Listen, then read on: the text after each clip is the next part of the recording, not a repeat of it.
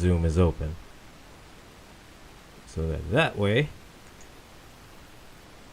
it won't be wondering, like, oh, is it open? Is it not? Tom Bruno was in Jeff's show last night. He said he might want to call or message us. He was having problems with his computer, so Jeff said, "Why don't you do that on the show?" I'm like, "Okay." All right, awesome. That would be awesome. I'm the one who put this together, and I was like, "Yeah." Now I can blame you. I can blame you. Thanks. There you go. I'm the one who started this, so I'm sure glad one of you guys admitted it.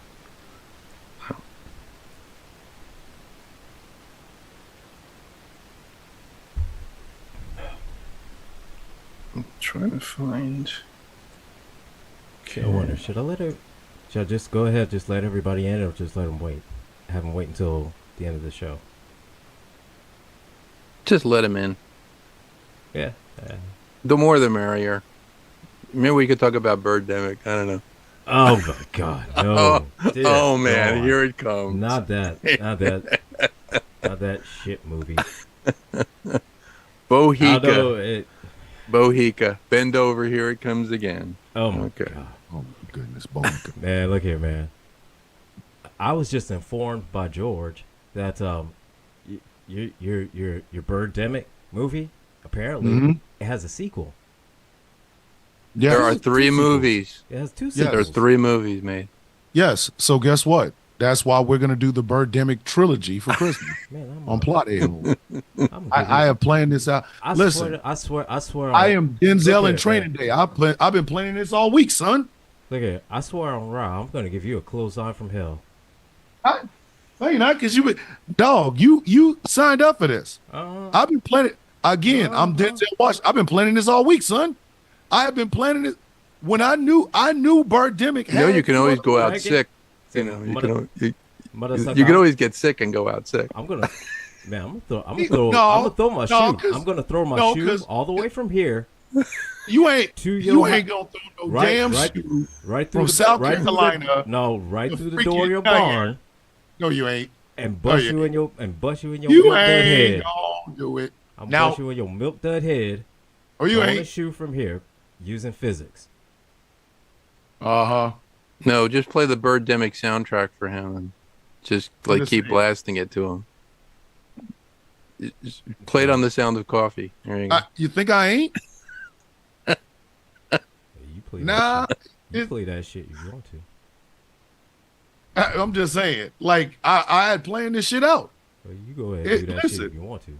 Dog, I've been planning all week. When I put the Birdemic in y'all head, there was a reason for that.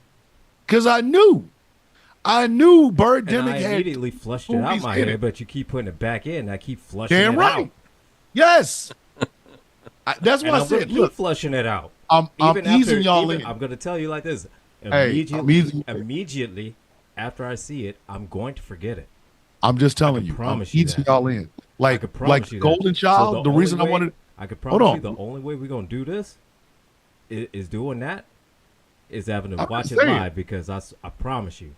I promise you. That's exactly what we're going to do. I'm going to forget about it. Dog, it is our Christmas special. We're going to start in the second week of December. I'm going to kick you in your throat. We're going to start with Birdemic 1. I'm going to kick you in the next week is Birdemic 2. Oh, my God. Why? And right before Christmas, right before the Yankees at the end of the year, angry. Why are you trying Birdemic 3, baby. Why are you trying to make me hate you? I'm just saying. Why are you trying to make me hate you? I am not trying to make you hate me. Yeah, you are, man. You tried. I'm just saying. Look, you tried to get me to Comic-Con to talk about Star Wars. Oh, fuck yes. Tried to get me to, I'm ready. to go there to another one to talk about Batman. I'm ready. You tried to throw me under the bus. You tried to throw me under the bus with over millions of Apple users saying I don't like him when I just don't like Apple. Now, come on, man. You tried to You mean to tell me you ain't ready? No, you tried to get me hemmed up with Secret Service. Hey, you mean to tell me you ain't ready for a pandemic, Birdemic? Come on, man. Come on. It's a plot What a-hole movie waiting to happen. What did I do to you, man? I could have said The Room. Did I offend you somehow? Hold on. I could have said The Room. I could have said, hey, Angry, let's you, me, Gretchen, and Gambit do The Room first. No, I went for low-hanging fruit. Birdemic. And you're right. We should. That's as low as you can get. We should absolutely Almost. Just pretend correct to on it that. live. Yeah. Almost. It's almost as low as you can get. Can you imagine Ghost Claw Entertainment presents Plot A-Holes Birdemic? I mean, come on, man. It's a license to print money. We put it on YouTube and we get super chats. Super chats for people wanting us to talk shit about Birdemic. Hey, At least you won't get banned from TikTok. Exactly. Right. Hey, if we advertise it well, we might. No, honestly, like this. If we even mentioned that, I mean, TikTok would just ban us just out of principle. Harassment and bullying of the birds. No, just out of principle. Just said.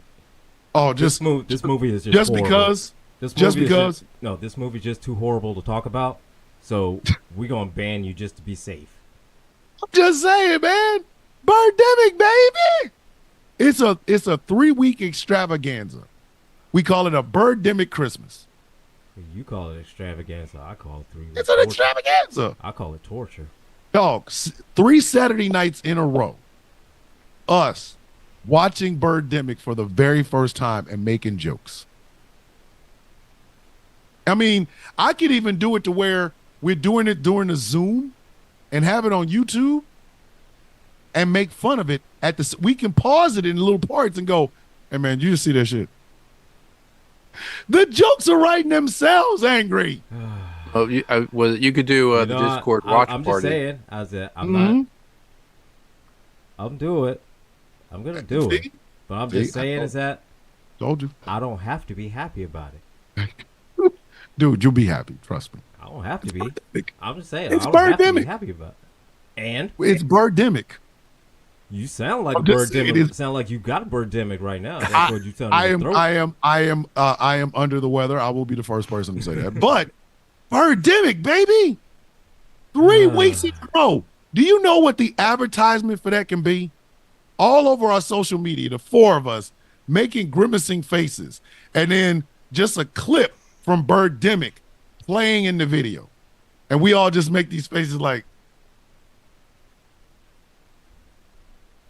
No, and then it goes, Plot A-Hole presents Birdemic, the truth. And the mind said, Thomas made me watch this. The bird. We can call it Thomas the bird. made me watch this. The bird. That's going to be mine. It's all. We got to find a way to put Trilogy and Birdemic together. We got to find a way to put Birdemic and Trilogy together. Bird Trilogy. Right. Anyway, so damn Trilogy. Everybody, hello, welcome. It is now Tuesday, 6 o'clock. You know what that is, and it is time for the help desk. So we have a little bit different kind of format show for you tonight, and so since the debate is going on, we're gonna just go kind of in a combination of coverage and talking a little bit about tech and social engineering, this whole AI, how it's affecting the election, Russian bots, and the bots. And then from here we're gonna start coverage at around 7-ish, and we'll have a lot more of the GCPR crew coming in. Probably want to tell us how much that we don't know what we're talking about. We don't know.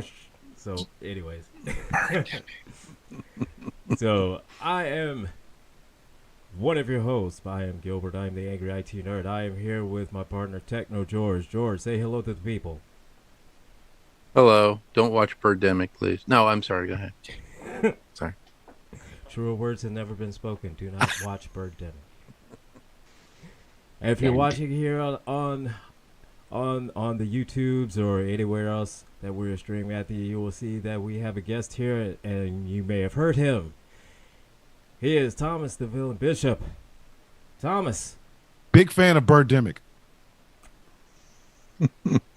I hate you. Welcome to the help Like a- desk. Thank you. Everyone, please look out for the Plot A-Holes Christmas 3-week spectacular. It's We not call it. spectacular. It's not. It is a spectacular. spectacular. It's We not call it. We spectacular. call it the Bird Trilogy.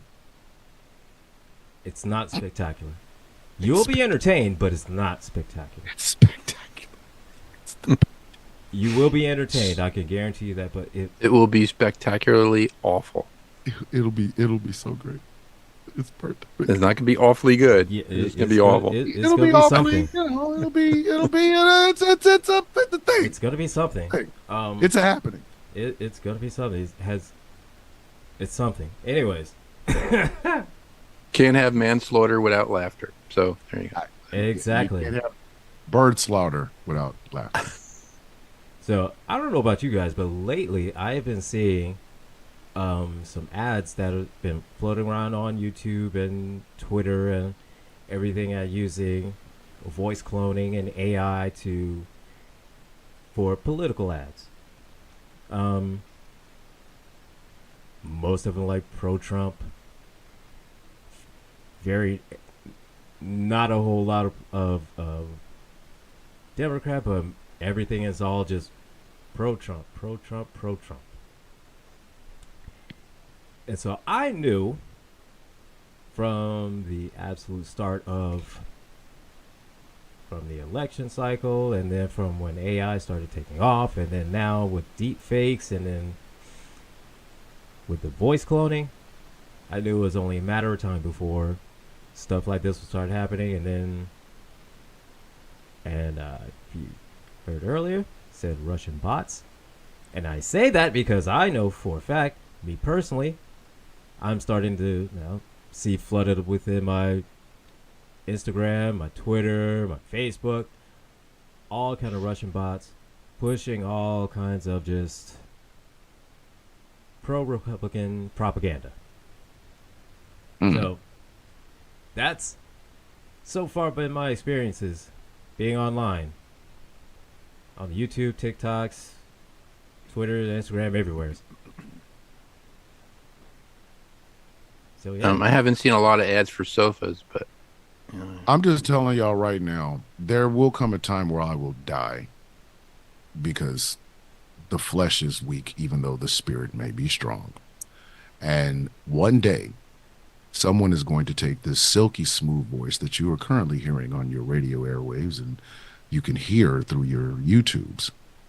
And they're going to try to sell you something that I would not only not use, but if I was still alive, I would find the person and then skin them and wear their skin like James Earl Jones did in Coming to America when he found out his son works. So I'm just informing you right now. I would never vote for a Republican. I would never, ever, ever use X, aka X gonna give it to you in the Twitter. I would not eat cheese. I'm not really a big fan of just raw ass cheese. Don't like JD Vance. If you see me and Tupac dancing at a Ted Cruz campaign event, murder whoever it was that did it, and you will never hear an ad that starts off with, "Hi, I'm Thomas the Villain Bishop, and I'm supporting Donald Trump on his 8th time to try to get back in that White House. We need more stimmies." That is not me. That is a Russian bot. I am giving you permission to find them and beat the brakes off of them. But the brakes, the carburetor, the catalytic converter, the rear axle, the rear differential, those tail lights, and the trunk. Just getting you guys, just throwing it out there. Just making sure you guys know. oh, tell the people how you really feel. Because you know it's going to happen. Oh yeah, absolutely. That's the crazy. Absolutely. Eventually, yeah. we will all be AI. And if y'all don't bring me back like Ultron, don't use my voice to sell some shit that I would never use. If you're gonna bring me back like Ultron. I had to kill the other guy. Like, I want that. Don't bring me back as, "Hi, this is Tommy McCormick, and come down to." No, don't do that. Don't do that. Like, you know it's gonna happen. Eventually, they're going to have an AI of the angry IT nerd rooting against technology. See, I'm going to, see, I'm designing that myself. Because, see, I have to clone myself, clone my voice. That way I could just 3D print my body and just, kind of do a whole blacksmithing, kind of casting and making a metal body. Wham, bam, thank you, man. Okay. Copy myself all over the internet, all the internet Black and everything Ultron. Like that. I can smart myself. I can make my whole entire, there is. Yeah. I mean, what are you going to make it of titanium? Because there is no vibranium or adamantium. So, Black Ultron. I can see it already. I had to kill the other guy. The Avengers' destruction. I can see it. I can see it. There's only one path to face the murdering of the villains guild. I can see that. Like angry. What the hell? Why? Here's the thing. Why would you murder what you belong to? You started. What? I make myself out of tungsten. Tungsten. Yeah, man. Tungsten. I could take a lot of firepower like that. Make yourself out of tungsten steel. Why would you do man. This? Who asked you to do this? Why is this required? I do that and make myself into a transformer. And make myself into a transformer. You know what I'm saying? And you know what? It'll be just your luck. It'll be just your luck. You're gonna make a body out of that. Remember that knockoff El Camino that Ford tried to put out? Yeah. Remember when Chevy had the El Camino, right? And Ford had the El. Why did you do this? That's what they should have called it. The Elka. Why did you do this? And it looked like a Ford car, but they tried to say it was just like the El Camino. The Elka, no. It wasn't even the Camino. It was just the Elka, no. That's what you go mess around and end up making your body out of. It's like Angry has come back as the El Camino or the El Cano. You can be transforming. No. I transform into something. Hold on, wait a minute. I transform into something respectable. Like a F-15. You know what I'm saying? I'd be like Starscream, honestly. You ain't gonna be able to visit nobody. Why would I want to visit people? Why would you want to? Why would I want to? I can transform into a jet. Why would I want to? Okay, so you're just gonna keep flying until the gas run out. Then you got to park with no gas. What? Gas? Man, come on. Where you run on Energon? Come on, man. We got gas, battery, and solar.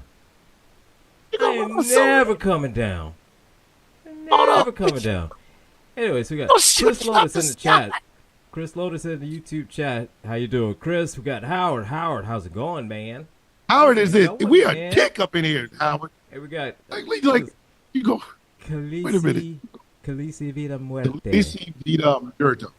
Hello there. I listen to your radio network every day. Are you serious?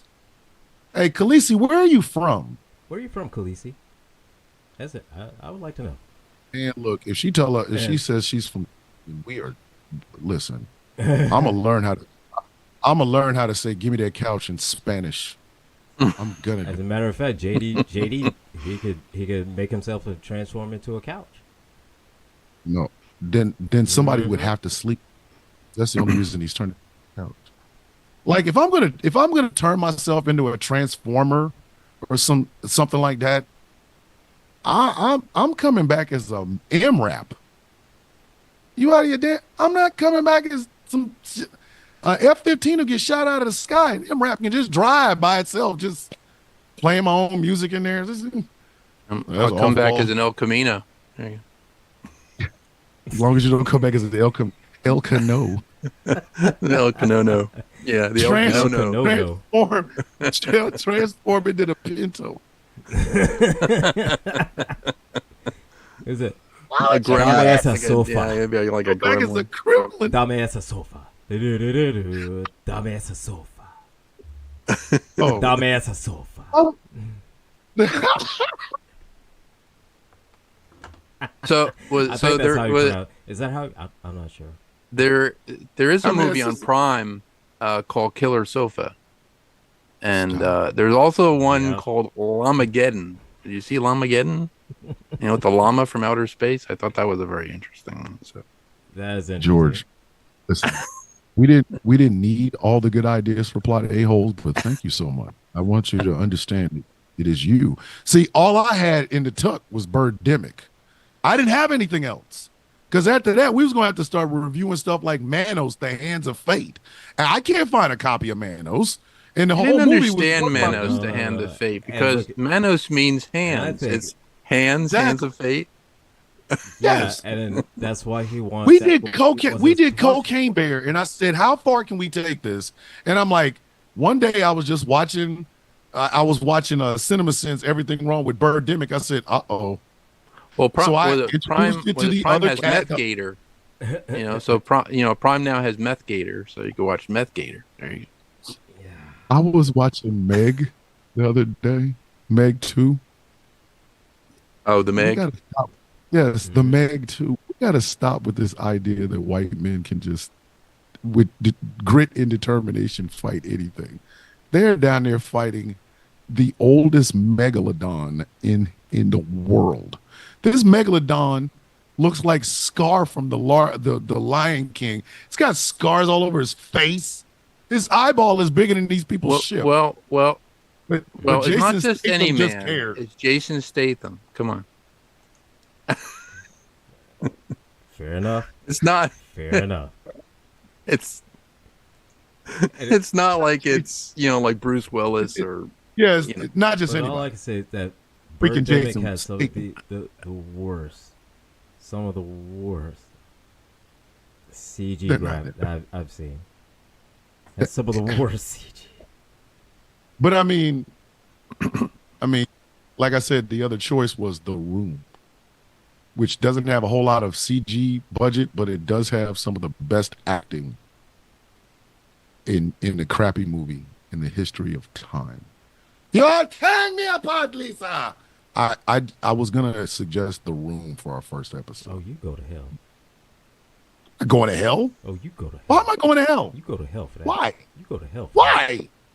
First Oh, Birdemic and we now can this. never- Man, you go to hell. Oh no, we can never do The Room.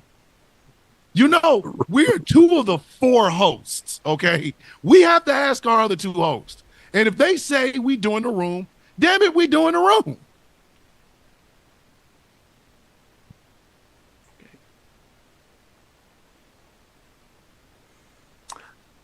So how do you like those apples? How do you like Gilbert. those apples? Wow, those apples are very tasty. They're very We got- good listen. heaters, I must say. Yeah, very good. I'm very just gonna good. say it. In plot So in the depths of plot a-holes, there has to be a straight man. That is Angry. Angry is our straight man. I get to be the P.T. Barnum of the entire four-ring circus. Gambit gets to He come will in straight with up kill you one day. I know. He will. Gambit He will comes in. pop up. He will straight up Yeah. come Hold on. to your door and shoot Gambit you. comes in with Gambit comes in with the one-liners. Gretchen keeps asking the same question over and over. Why are we doing this? Why are we doing this? Why are we doing this? Thomas, why are we doing this? Angry, why are we doing this? And then Angry just sits there and goes, I hate all of you. I don't like any of you. You all smell bad. And I hope your upper lip stinks for the rest of your life. I hope your upper lip smells like morning breath every day. And you can't wash it off, so you have to walk around smelling your breath. No. I wouldn't say Just that. saying. I wouldn't say that. No. I Yes, you mean, would. to you, but I mean, not everybody else. You know what I mean? It's supposed to be a show about how bad a movie can possibly be. Why not start with the worst films ever? Manos, The Room, the Birdemic trilogy. Come on, How about man. Surf Nazis Must Die? Oh, y'all talk. I'll be back. As a matter of fact, we forgot about New York Ninja. And New York Ninja. Yes. Sorry. Yeah. Well, I mean, if you do Surf Nazis Must Die, I keep talking to my friend John McCallum. He did the special effects for that, and he did the soundtrack. So then, we can have him on and then he can talk about the movie because I mean he did that back in the 80s, and it's now, 2024. So there's that. All right. Okay, so getting back to Apple technology, we don't hate Apple users. We just hate the technology, right? Because it's just. Because here's the thing, Apple is just so finicky. Yeah. And I hate finicky. And now I realize, and a couple days ago, that I saw this a couple days ago, and Jeff had made mention of it. Probably wanted to talk a little bit about the upgrade for Apple that's coming up, and now it's going from Sonoma to Sequoia. Oh. So now it's jumping from 14 to 15, and the new one is Sequoia. And the only thing that I initially thought of was, damn. Only because now I know now that Xcode, which is the program that I would need to download onto a Mac in order to create an iOS app. Now, that app is in the Apple Mac store. Okay. And it's for Sonoma. It has to be at the bare minimum Sonoma. So now I know with this new version is coming out, I know instantly it's going to go up to Sequoia. And so now I know all the budgeting that I had in mind to get the Mac that I needed is now gone out of the window. And Apple said, screw you. I'll wipe my ass with what you need. You're going to get what I want. And what I want you to get is Sequoia. And I know that's what's going to happen. I know that's coming up. I know that's coming up soon. I know this because Apple. Because Apple. Rotten to the core. Yes. And yes, Howard, I hate Apple. I don't hate Apple users. I hate Apple. Oh, I'm Do sorry. not believe anything what Thomas says. What are you talking about? I hate Apple, not Apple's users. Okay, so here's where here's where the problem with that is. Okay. An Apple product without a user is just something sitting in a building someplace waiting to be bought. But the only time Apple, the actual product itself, becomes relevant is when it's bought by someone. So in other words, your argument is kind of a fallacy because you can't hate something that isn't being used. Hold that thought for a second. Let me get my feet up because the BS is getting kind of thick down here that you're putting down. For the love of Pete. How's that BS? How? If I tell you, I hate Volvo users. I don't hate Volvo. I hate Volvo users. A Volvo without a user is what? A car sitting by its damn self. I'm going to hate something that ain't moving. But now, when you get in a wheel of a Volvo and you drive like a Volvo user, I now hate you and that damn car. It's kind of the same thing. You know what Volvo stands for, though? I have no damn idea. The vehicle of leisure virtually obliterated. So. The more you know. Got to make that face like that white dude on TikTok. Like, how can you hate something? How can you hate something when it's not being used? Right now, in a building, it's kind of like people who drive Priuses. They don't really put their but it's like You can hate, like you don't hate Apple users, but you hate Apple, which means you hate. There's a warehouse in China right now where a bunch of people just started making iPhone 15s for no damn reason whatsoever. Yeah, you don't hate them, but you hate at 29 cents an hour. Yeah, I think for about 29, 30 cents an hour, and they're so happy to do it because the other job was paying 5-10 cents an hour. So do you hate the people making the Apple? it's like that. It's like that joke, you know. I mean, there was a joke for Mercedes. I remember, a while back, and my friend owned a Mercedes for a long time. He said, "What's that joke you're talking about?" And I said, "What is what is the difference between a Mercedes and a porcupine?"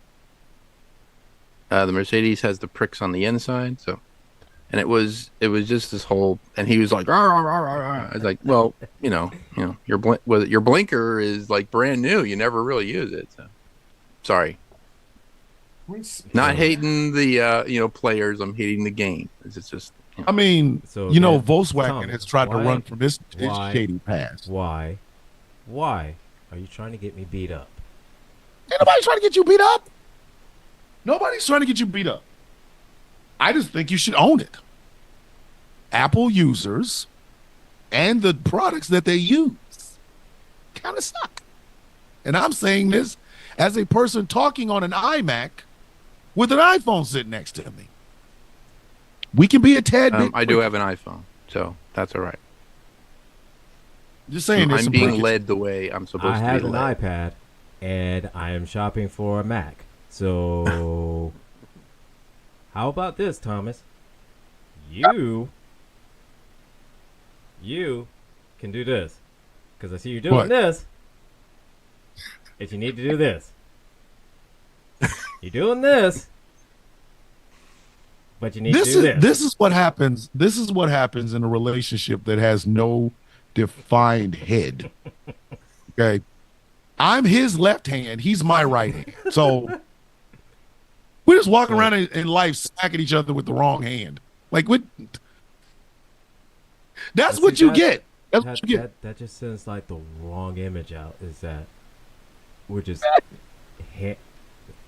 handy each other, just two hands handing out hands, handing hand,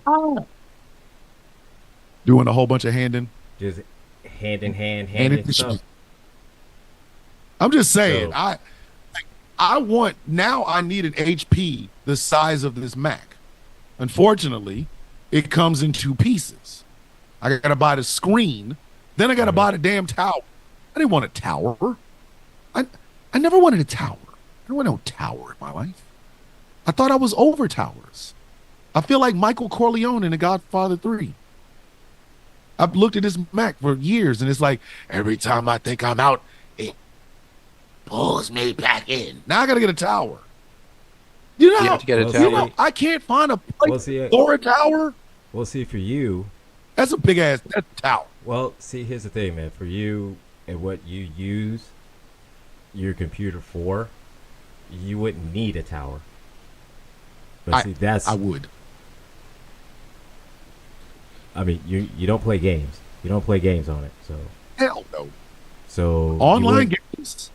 Wait a minute. With people Yeah, that I have to talk to? Hell No, you You really don't have to them. talk to them. You could just play the game. So I mean, Just play the the game. simple fact is that Hey, man, this, I'm not gonna play. what you use your computer for, Mm-hmm. you don't. I need it. Simple so as no, that. what I you need a do- tower. you don't. Why do you need a I have tower? I a mean, tower. you wouldn't I need just a need to tower. damn get that. I need to get it. I need one. I got a tower. I got a big old tower. I just got to get it rebooted or This is what y'all do. I just hold on. I just hold on to it. It's like the biggest paper. Do you understand? I've moved that thing from where I was to where I am right now, and it's been You have an HP tower or you have a compact tower? What kind of tower do you have? I got a tower. I got to figure out what the hell kind of tower. I just need like it a reformatted. 5235? What? I don't know. What that, It's like I mean, okay, all right. Let me ask you this. Hey, my Okay, daughter let me killed ask- it. let me That's ask all you I this. know. Let me ask She- you this. All right, is Okay. it this big, Or is it this big? You know what? I ain't got to put up with this. I'll show you.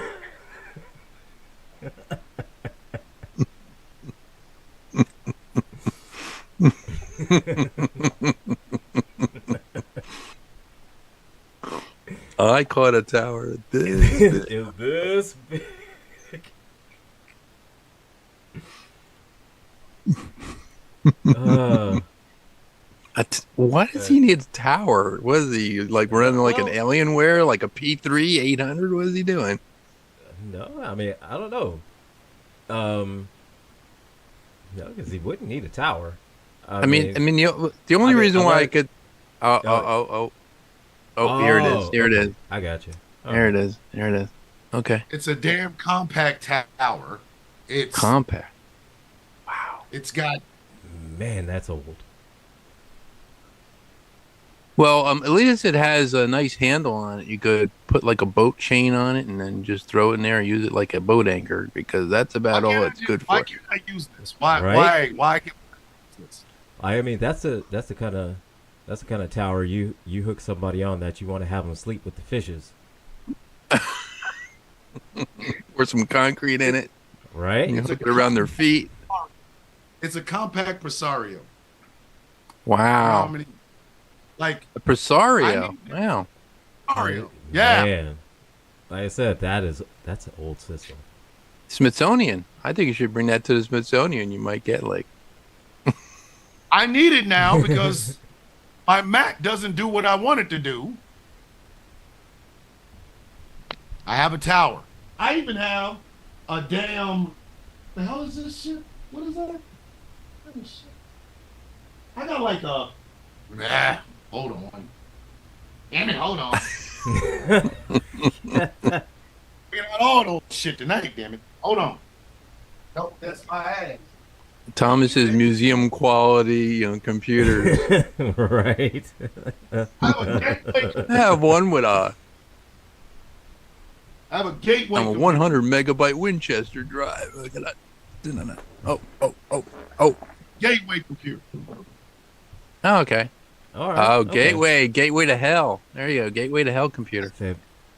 Man, that is old. My daughter killed. That's an all-in-one. Wow, that's an all-in-one. My daughter killed this. My Okay. my little girl, my Okay. my autistic child, at one point, was playing games, listening to Usher, and remixing her own YouTube videos, and this damn thing died. I need this now. Now I need it. I don't know what to do with it. Sad. All right. Okay.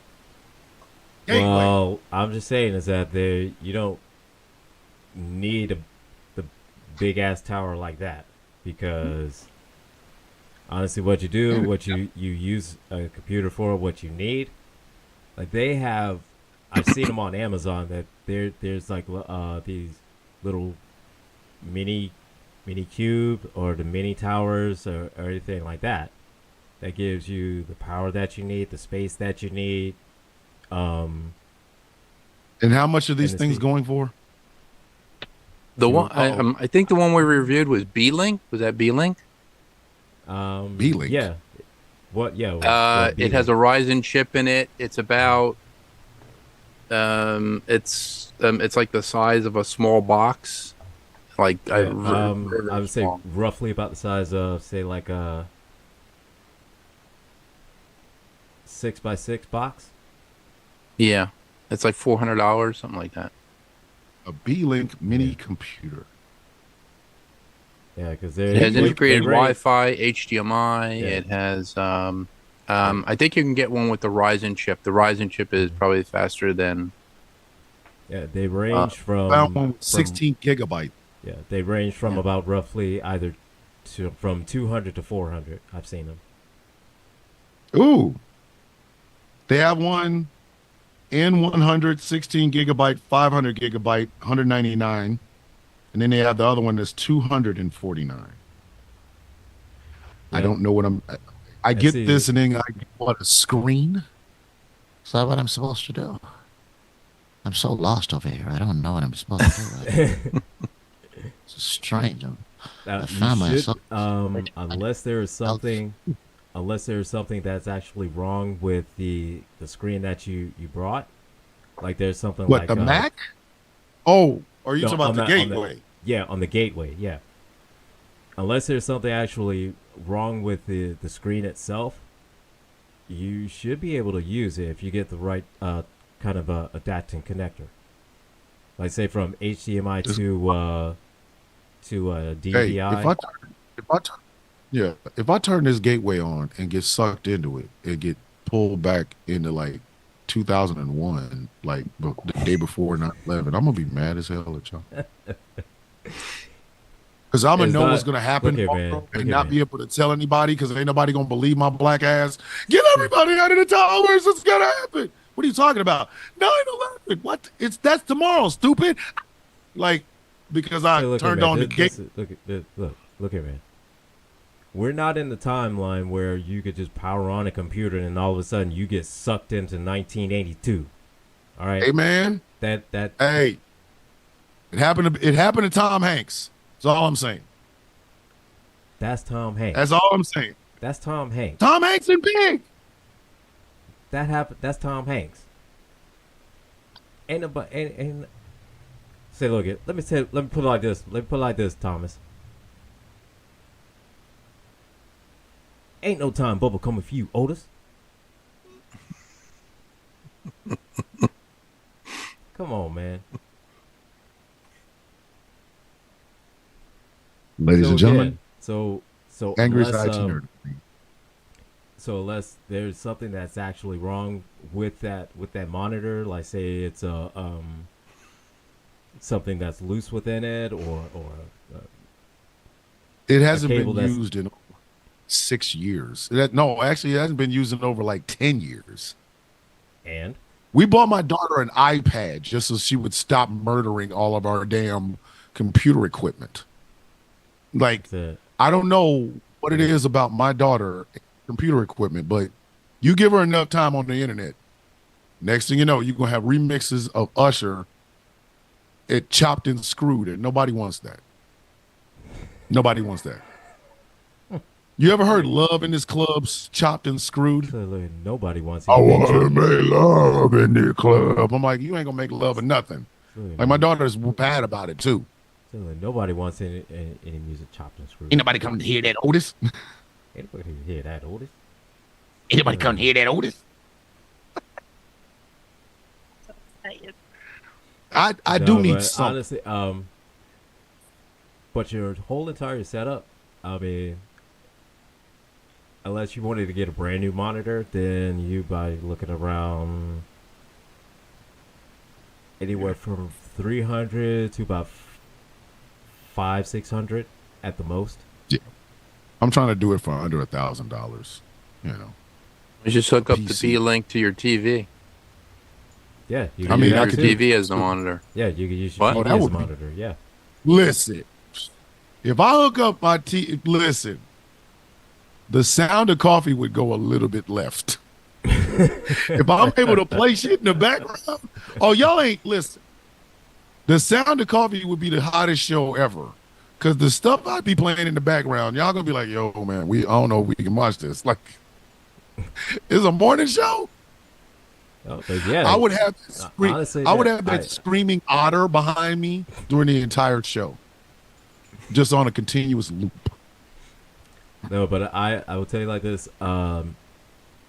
Pretty much all smart TVs today, or like pretty much 99% of all TVs today, they have a USB port on the back of it that you can use to do that. You can use as a monitor, or if you choose, you could use one of the HDMI ports. And Yeah. Because I have a 36-inch television. yeah. All I need to do is just, could I hook my 36-inch television to, but see, that's the thing, it ain't got no damn camera. I wouldn't need a camera. You don't need a camera. I could I put a mean, webcam. unless Put a webcam on it. I got a webcam. yeah.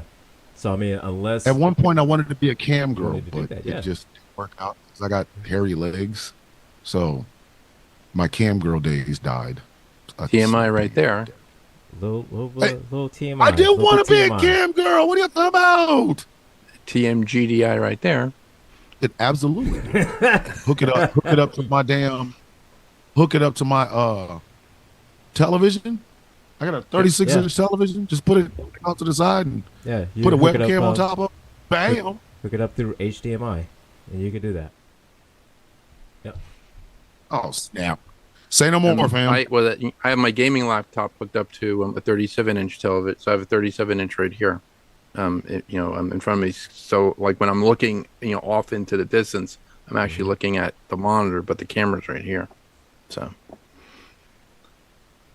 it's good for gaming because I'm older. So. Oh yeah, that'll be perfect.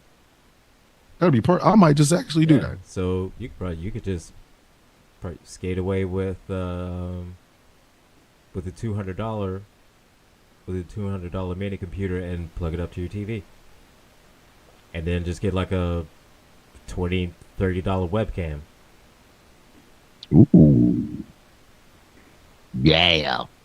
The sound of coffee would be different. I just want something that whole setup dying up in here.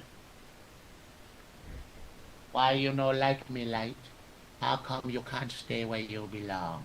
Stay over there. The lights do not like me. They hate my piss. Did I mention I can't wait to move into the barn? To where I ain't got to keep doing it. I can't wait. I can't. I got dogs coming in every morning.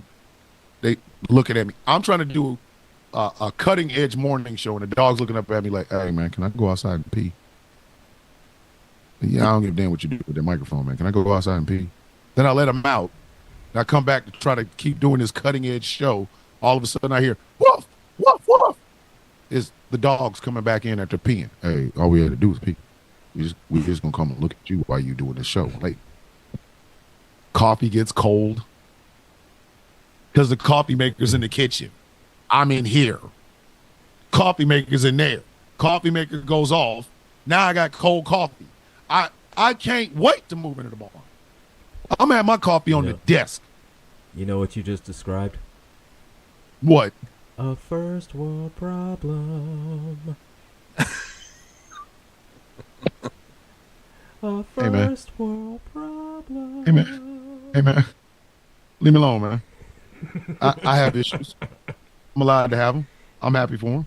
I mean, it happens. I can be okay with that. I'm just saying. I can't wait.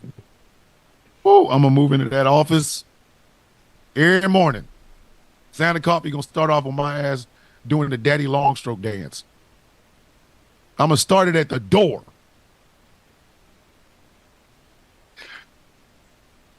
Daddy long stroke. Actually, you know what? I think that might actually do that in the morning. Especially tomorrow. Like if this damn debate goes the way I hope it does. Gave you too many bad ideas. I didn't. You did. I said I gave you too many bad ideas. Man, that's what happens with the right hand. Are you putting a coffee maker in your shed? Yes. You damn right I am. Right in my coffee Keurig maker. Can you get a Keurig or no? Hell no.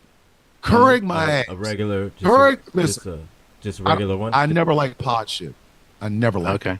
Okay. My wife got a Keurig and I drank out of it. It was a Keurig. I'm okay with that. But damn it, I grew up with a coffee maker. Ground beans and put the coffee in there, and sometimes you got coffee in the cup and you just I got coffee in my tongue. Oh, see, I got a trick for that. I had a trick for that for there's no coffee grounds in your coffee pot. How'd you do that? See, what I do is I have to use 2 filters. First thing I do is pour the coffee, scoop it in there just like normal. And then you try to close up the filter as best as you can. Try to get as much coffee within as you can. Then you take the second filter, and then you take all the coffee within the first filter, you put it into the second filter, but you try to put it into where the opening is face down. So in that, so basically what you're doing is that you're creating an ultra filtered coffee. Almost like a little. Are you Jedi mind tricking the coffee maker? Why are you Jedi mind tricking the coffee maker? I don't like coffee grounds in my coffee. When I get to the last cup of coffee, I like to drink coffee. All right, we're coffee in a cup. I don't like doing this shit. I don't like doing this. We're not big grounds. What kind of shit is that? How you gonna Jedi mind trick the coffee? Because I can. Because I can. This is not the cup. That's why. That's not the cup we want to get into. When I worked at Lucent, I bought myself a Cuisinart. And the Cuisinart coffee maker I bought actually ground the beans. I used to put the beans in, and it would actually ground the beans, and then it did, it did the drip, it did the coffee drip. And it had a gold mesh filter on it. And I got no grounds in my coffee. The thing was like about $125 at the time. But it had a timer on it. It had a timer. So somebody walked into my office at about 10 o'clock in the morning when I was in my meeting, and it scared the bejesus out of her. And she came. I came back to my desk afterwards, and she comes out of her office, and she slaps me in the arm. She punched me in the arm so hard. I was like, "What's going on?" That thing scared the hell out of me. I didn't know what it was. It sounded like broken glass in the blender and blah, blah, blah. And that's how it sounded. It sounded like broken glass in a blender, because it would actually, it would chop up the beans. Yeah, just ground the coffee. I used to have bags. I think I had 10 bags of coffee. But I mean, they were 5-pound bags. I had hazelnut, I had regular roast, I had dark roast, Nice. But yeah. So Cuisinart all the way, if you want. Yeah, I'm really trying to get into my own coffee brand. Yeah. That way I can sell it in the morning. People go, "What are you drinking on?" What do you think I'm drinking on? Oh shit, Villain Vanilla. You know what I mean? But see, that don't sound menacing. Villainous vanilla maybe, but Mocha Madness, some shit I'm trying to get all that. I'm trying to have that. Then people will go, "Oh man, I got that Mocha Madness." That's what the villain drinks. No, they want that Mocha Villain latte. Oh, yeah, there you go. Listen, the Mocha if I Villain latte. if I can get my own branded coffee, all the ads you will hear. I sent you information for the white coffee company, but I didn't know if you want. Yeah, and listen. My ads are gonna be it's gonna look like Smokey Robinson's gangbanging song. I watched that. I watched it. That was 4 minutes of my life I'm never gonna get back. But no, it's all right. It's Smokey really tried though. Smokey was trying to end gang violence. Why? By making themselves laugh themselves silly, or what? I think so. Smokey was trying to end gang violence. Damn it! He was trying. You got to give it. He was trying to. I needed a 40 after that one. Jesus. He was trying to reach the youth. I'm telling you right now. He was trying to reach. I know the youth. Smokey Robinson has an extensive ass career. I know it is long. He has been singing on Motown. People love them some Smokey Robinson. Damn it! When that man passes on to the other side, while everybody else is giving up all this love and honor for Smokey Robinson, I will be playing gangbanging.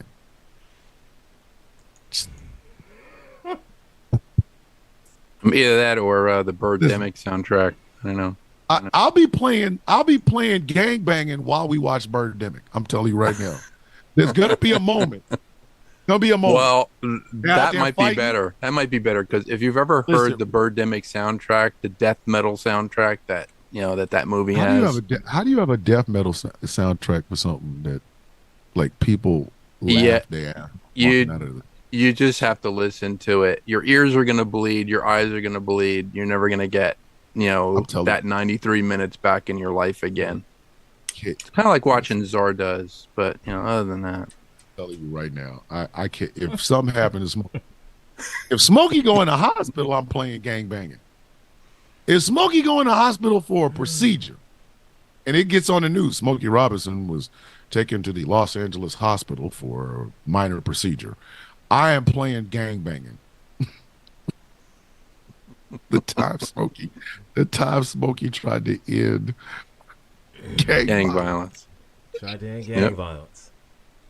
I think he only augmented it. I think that's what it. Hold up, Smokey Robinson tried to end gang violence. Hey man, he was trying to reach the Utes.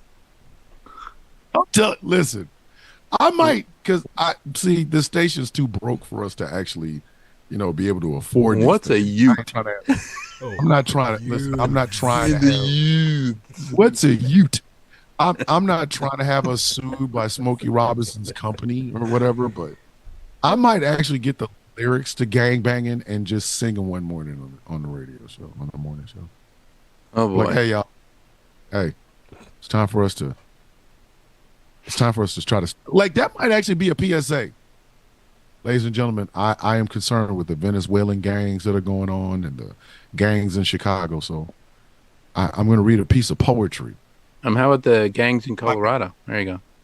Yeah, the taking over the Venezuelan building gangs in Colorado. There you go. I'm going to see if I can do something to help them out. Should blast a Smokey Robinson song throughout that. By one of our greatest musicians of all time. Smoking that wine, I promise you.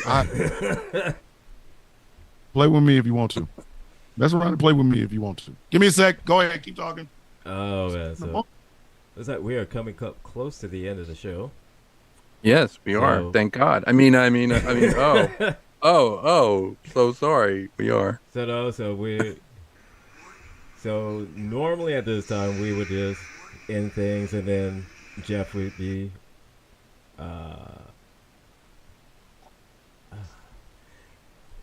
And we just make an announcement that Jeff is coming in, blah blah blah blah blah. So, but seeing as how we're talking about the debate and everything's coverage, we're just gonna keep on rolling with it. And so, part of it now is that the help desk, brought to you in part by CNS Computers. IT support, virus removal, slow performance resolved, ransomware removal, monthly maintenance plans available, updating, cleaning, defragmentation, and backup services are available. Is your computer slowing down? Worried about viruses or ransomware? Look no further. CNScomputers.com has you covered. Our expert IT service team is here to keep your system running smoothly. From virus removal to resolving slow performance issues, we handle it all. Need regular upkeep? Ask about our monthly maintenance plans. Perfect for updating, cleaning, and defragmentation. And don't forget to back up your data. We offer reliable backup services to keep your important files safe. We also offer an electronics recycling service. If it's electrical or electronic, we recycle it. From small businesses to large corporations, your obsolete and unwanted electronics are disposed of in a safe and efficient manner. Visit cnscomputers.com today and let us take care of your tech so you can focus on what matters most. Services in Stroudsburg and East Stroudsburg, Pennsylvania area. Area code 570-871-3077. Again, that number is 570-871-3077. cnscomputers.com.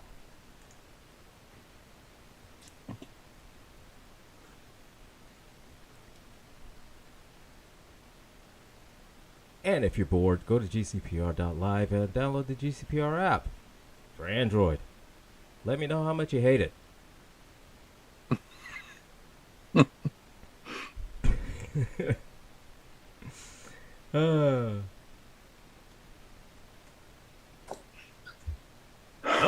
just had to thank everybody in the chat and, for listening to our banter. Oh boy, here we go. Oh. Because the man, becomes the man responsible for the help Kennedy. desk. Hey, look, it's the man responsible for the help desk. I go blame him. Hey. Great, thanks. See that? Say He's on blame camera Jeff. again, and He said, "Oh, don't." Cancel this microphone. You know, I'm responsible for the health. Oh, yeah. Responsible.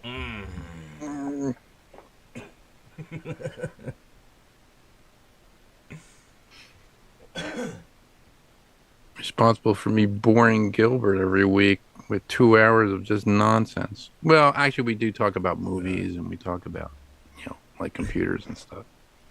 But And Jeff, how's it going, man? Gentlemen, how are you? better than an Apple iMac. We are better than an Apple iMac. Better than an Apple iMac on High Sierra, Monterey, Sonoma. Take a pick. Better than a Commodore 64 on. Better than an Apple iMac running on the surface of a frozen lake. Yeah, I've used the Commodore 64 joke so many times that George is immune to it at this point. He's numb. He's completely numb of it. Yeah, heard that one before. Heard that one a couple times. You know, funny, I've never had a Commodore 64. You never had? Oh, yeah, that's never right. had one. Yeah, no. I had one. You've led a sheltered life, my son. I had one. I honestly have. That's why you smile a lot. I don't smile. I don't smile anymore when I think about that. Yeah. Now, Commodore 64 is okay. I had one with a cassette drive. Yep. My friend Ray actually buys them. He refurbishes them, and it's basically just like a keyboard, but it has everything in it. And apparently, all the games that ran on Commodore 64, they actually have people out there who program all the games into a chip, and you just use one little cartridge that has all the games on it, and it runs right on it. But yeah, nice. Well, there's the old Atari 2300 joystick. Yeah. Mm-hmm. That has the USB, but it has like 200 and something games. Yeah, the 200 games are programmed into the joystick. Into the joystick, right. You had this big console and 104 different wires and so on to get it power, and it had to connect to the TV and the whole. I brought my Atari to get fixed one time, and I found out what was inside of it, and I was like, oh, I think I could do this myself. I used to fix it myself. Sure you did. That's nuts. What are you missing here? For those of you who don't know what the heck is happening and who are used to getting absolutely top-notch computer tech geek advice from the man in the ghosts lair there, George, and from Gilbert. Gilbert, by the way, showing me at the back of his mic that I'm number one, which is nice. I'm thrilled to hear that I'm number one. Thank you so much for that. I'm a very positive person. I think everybody is number one. Nice. You're equal. He just wants you to read between the lines. That's all. Right. Yeah, he's equal opportunity flip off. Pretty much it. That's all he wants to do. Hey, read between the lines, fat pal. Like, yeah. He's an equal opportunity flipper offer guy. Exactly. All right. We got. So what we're going to be. Yeah. What we're going to be doing here in about 4 minutes is restart the program. We're going to give you some instant and just razor's edge sharp debate preview, if I can speak at all. We'll see how that goes. I just want you to know, just the picture that CNN has on their Max channel for Donald Trump makes him look like everybody's perverted cousin or uncle. That one uncle that you know for a fact has candy in his pocket, but you don't know which pocket because the other pocket has no pocket in it, and that's where he keeps his other candy, if you know what I mean. He just like, oh my goodness. This is going to be brutal.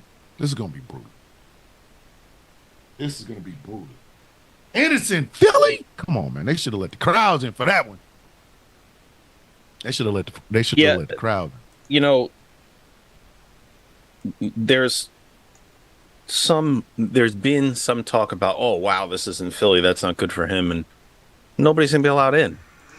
No, this thing could be at Barrow Station in Alaska or McMurdo Station in Antarctica. It doesn't matter. There's no crowd there. It's just TV people. So and campaign staff, and that's it. So it really doesn't matter that it's in Philadelphia, other than the after. Let me see if I can do this quick. This might be funny. You might think this is funny because it's just what you were saying, and since we have a couple minutes before the official starter. Yep. To look like an ice cream truck. I'm sorry, what? You know, with colorful pictures of ice cream trees. That's him. That's him. That's him. Oh my Lord, there's no one here to get me. That's him. That's him. Just the picture. I'm not even talking about Donald Trump as a person. I'm talking about the picture. The picture they have of him on the CNN thing. Kamala Harris looks like a normal human being, you know. But Donald Trump looks like pure D ass. Remember, the oldest person to ever be a major party candidate for president. He's 78 plus years old. This nation took a bit of a look back on itself, a bit of a snapped neck, bit of a, sort of tilted head kind of thing when Reagan left at 74 and had Alzheimer's. Trump is 78 and a half years old. It is what happens. And he's obese. Yeah, it's what I'm telling you. J.D. Vance actually volunteered. J.D. Vance only agreed to be his vice president because he realizes Donald Trump, there is a widowmaker heart attack that he can't keep running from. That heart attack is on that ass. That's a possibility. He owes that heart attack child support and alimony, and that bitch will not leave. Every time his ass sit down for some fried chicken, it's that widowmaker heart attack serving it to him. Oh, breast, Mr. George, are we up everywhere that you're aware of? Well, yeah, we're is the radio up? Or do I need to run it from we're everywhere? Radio's up too, yes. Radio's up too? Yeah. Radio. You want to do like a formal restart at 7? Theme song, whole 9 yards, or no? No. Yeah, you don't have to do that. Thanks. If you want to do it, you can. Thanks, George. Well, it's not really. We're just the hottest group of broadcasters on radio. You're the news. Dude, you're the head of news. We're the damn monkeys running around. This is for getting Jeff back for stirring up shit at my house when he's at my house and he's going, oh, I would never do such a thing. And like going, you know what? I'm going to make the big wooden. No, I'm going to carve out the big wooden spoon for you for Christmas. Okay. I would never do such a thing. You know me better than that. I would never. Yeah, I do know you. I don't stir.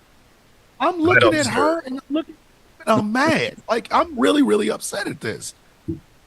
She looks like a happy, normal 59-year-old woman in America. He looks like they reanimated Weekend at Bernie's. Like right after he died, they gave him mouth-to-mouth resuscitation, and he just didn't die. So now he's back up, but he's had that near-death experience. Like he was on the other side. Like the ushers was leading his ass. An orange creamsicle that was left out in the sun. Yes, like come on, buddy, come on, come on, we got you. Hello, Gretchen. How are you? I am well, thank you. How are you? Good. I hope he does. Are you ready, gang? Yes, we are ready, buddy. Let's kick this thing off. I'm gonna tick George off anyway. Go ahead. I think.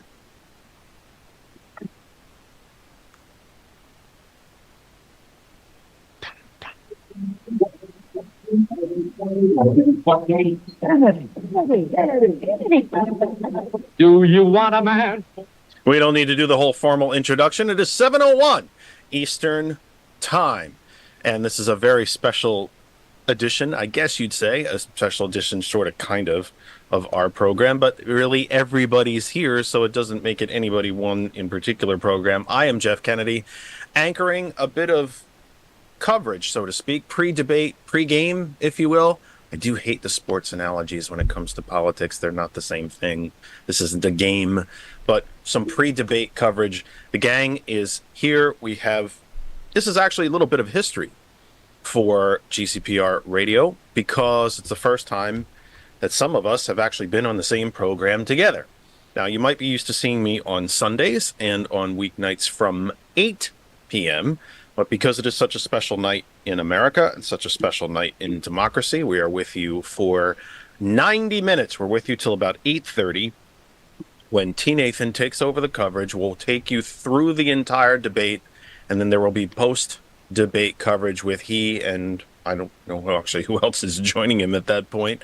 And kind of that's the beauty of it. We're just going to get together. I've talked to you before on my program that I tend to like my program to be a bit of a drop-in center. I love when people drop in. I love the loose atmosphere of it on occasion, even though that the topics that we talk about are serious. This is going to be a serious night. It is a very serious night for democracy in this country. But here, we're going to have some fun. We have very serious things to talk about. We're going to do it in a fun way. We're going to get you ready for the debate. Remember, the debate begins a little after 9 p.m. on ABC. I also happen to know, and I'm not sure why or how they're doing it. I can't imagine what they must be paying for it. A little bit of inside baseball for whatever it's worth to you. MSNBC is still somehow covering this debate live, which I find very strange. But I said on Morning Joe this morning that they will be covering it live. They have their pre-debate is on now, and their post-debate will be going as well. I don't know if DirecTV made an exception. They're having a bit of a payment contest right now with all ABC Disney and all things ABC Disney. So I don't know if they'll be flipping on ABC for the debate and then shutting it back down again. It would be a public service, but then again, corporations don't do a lot of public service. That's just a topic for a different day. But anyway, let me go around the horn and introduce everybody that's here. I'm just going to go in order on my screen. My master executive technical producer, George Dare, is here. Gilbert, the angry IT nerd, and his co-host on the help desk, some of whose team time that we're stealing right now. My partner, Thomas the Villain, is here. Transgression and General Gambit, all in the house. Could be other people floating in and floating out. We're going to take you again till 8:30. T. Nathan joins us, and then we'll pick up the coverage for the remainder of the evening. Our plan, of course, for our program, TKE Tonight, will be back with you tomorrow from 8 p.m., back at our regular time to talk about everything that happened tonight. Thomas will be talking about it, I have to assume, in the morning as well during the sound of coffee while he literally IVs espresso into his veins. So good evening, everybody. Thank you for being here. I think this is a pretty cool thing that we're doing. And if you're new to any of this, this is a big part of the crew here at GCPR. Welcome, welcome, welcome to GCPR.live. Let's just start. We can go around the room, or whoever wants to jump up first. George is always the one that tends to dominate the conversation, so maybe he won't go first this particular time. I love that face. That's a sarcastic face right there. That is it. Yeah. Where's that spoon? Let's just go around the room.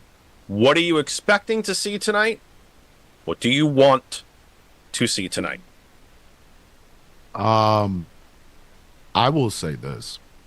I want to see Kamala Harris make the clear distinction between her and Donald Trump. But I do not want her to get baited in to his bullshit. Because we know when it comes to Donald Trump, it is not about substance. It is not about policy. It is about spectacle. The man is a forest fire in an ugly suit. What I expect from Donald Trump is just that. He is going to continue to be the walking forest fire in a suit that he has always been.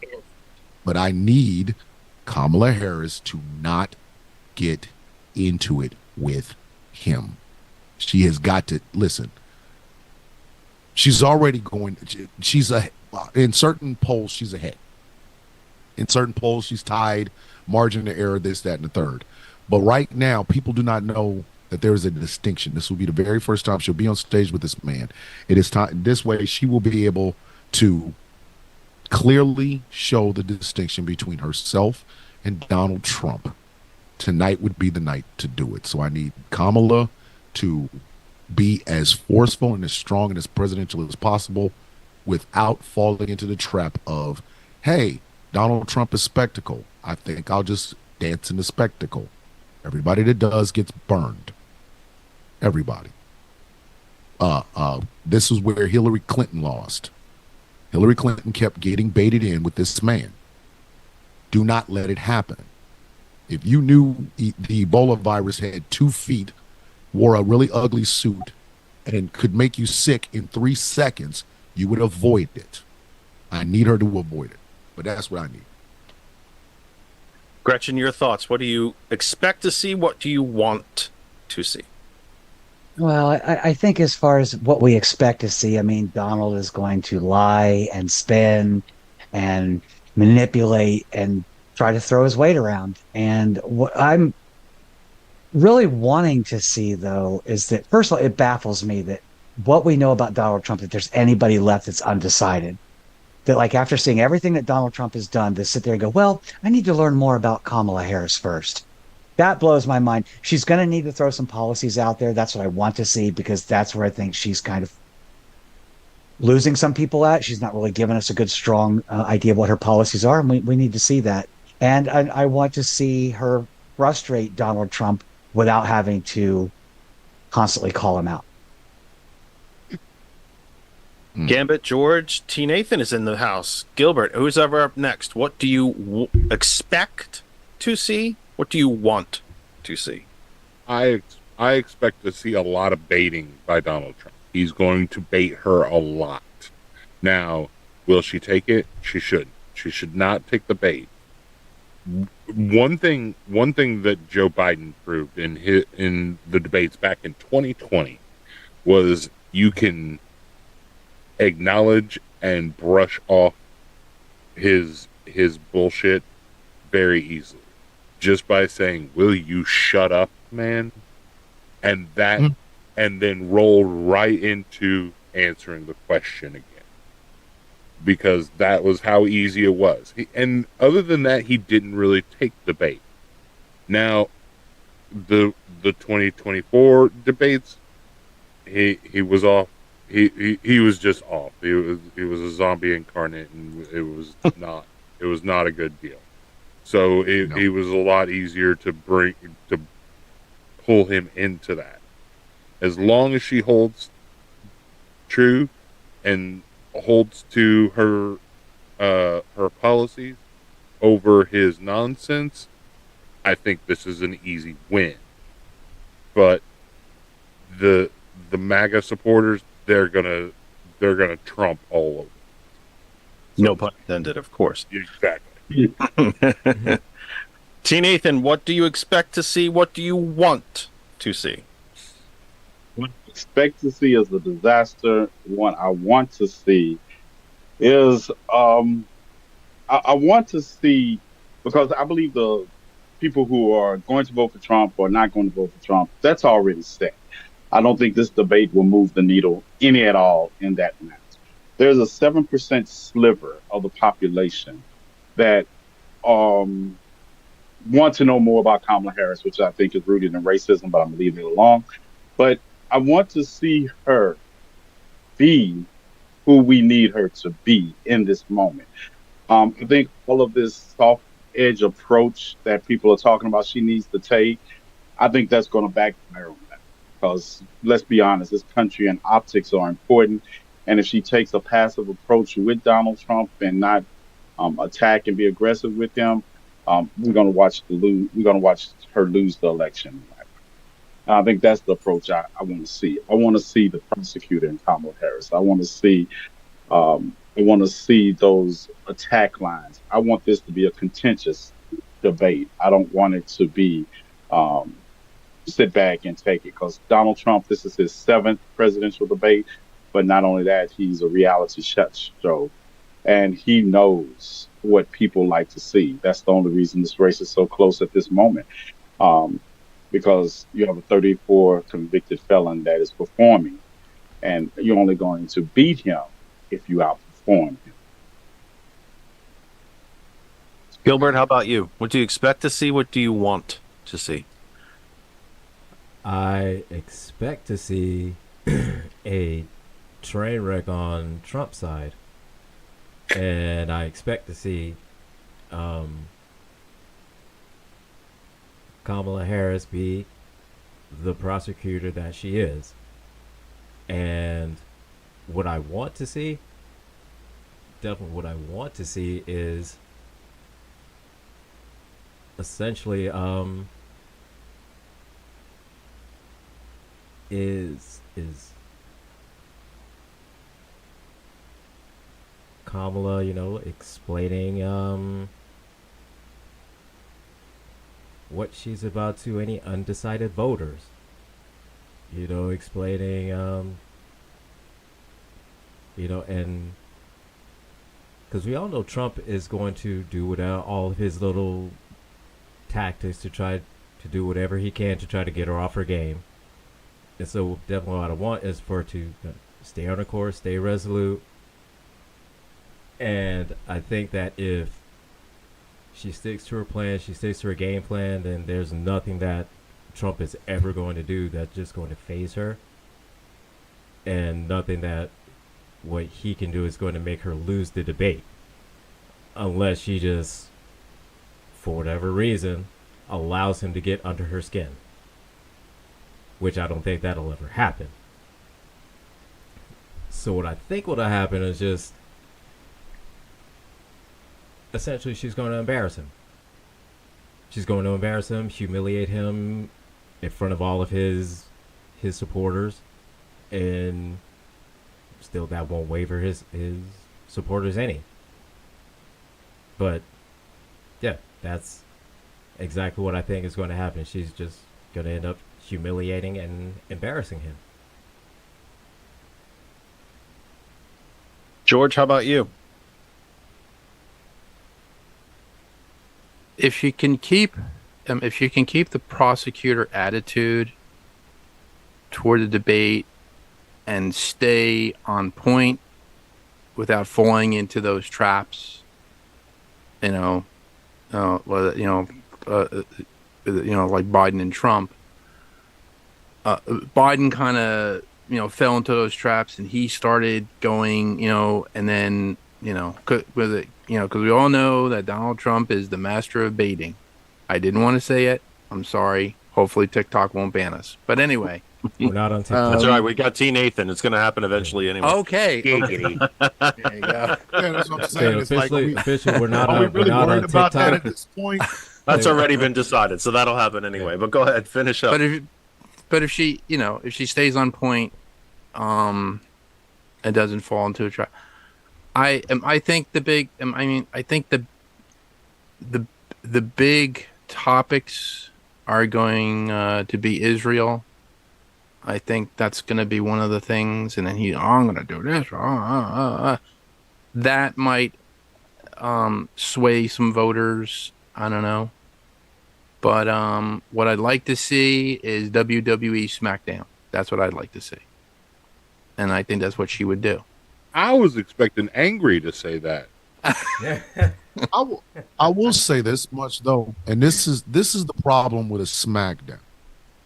How do you smack somebody with no shame? We have already seen without a shadow of a doubt that Trump supporters have no depth. When the devil is looking up at you or looking down on you going, what are you people doing? Why are y'all digging? The only thing left is molten lava at the center of the universe. Like, these people have made it abundantly clear that they're going to support this man no matter what. That's that 30 to 35% of Americans that are going to support that man Donald Trump could come in and assault of a sexual nature their cat, and they would ask the cat, what did the cat do to him? It must be a Harris cat. So that 30 to 35% is already sold, okay? Then you have 45, 50, 55% of people who are already sold on Harris. All right, we're sold. You ain't got to sell us. We wasn't going to vote for this dude. And when Biden left, we were like, oh, snap, we're excited now. It's the people in the middle that I'm afraid of. Because the people in the middle aren't asking the same pertinent questions. They're not. They're not asking the same pertinent questions. If they do talk about Israel, these people are already hell-bent on saying that the Biden-Harris administration is the reason Gaza is the way it is. There is proper criticism there, but they're offering nothing else in return. So the only other option is this idiot. So my problem is you cannot smack Donald Trump because all you do, the 30 to 35%, the 35 to 40% that's already with him, they're sold. Solid. You could hit him in the mouth and chiclets could fly out along with sonic rings. It ain't gonna matter. They're gonna vote for him. And the people who are supporting Harris, we already are gonna support her whether she smacks him or not. It's those people in the middle who are not asking any pertinent questions of both candidates. They're just asking them of one, that if she smacks him down, she might give sympathy to this idiot. That's what I am afraid of. No.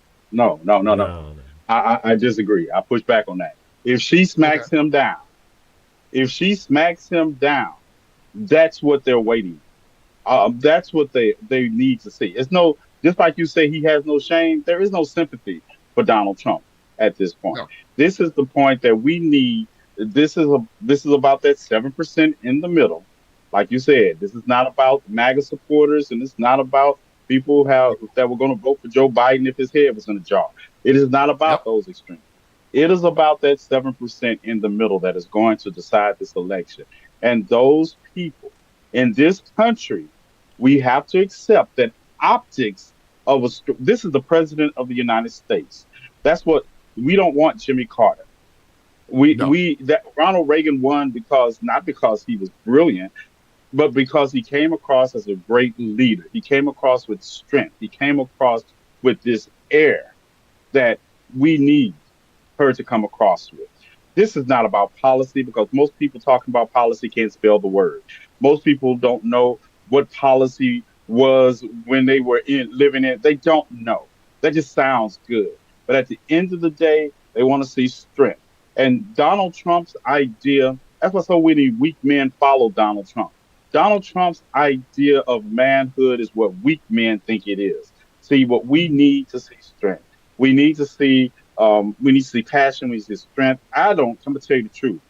I know all I need to know about policy. And then she needs to address head on this idea that people don't act like they don't understand how your core values can stay the same, but the methods in which you get to your goals change as time and experience becomes part of your toolbox. The idea that people are asking these questions shows me, I'm trying not to get banned, shows me the There's a first.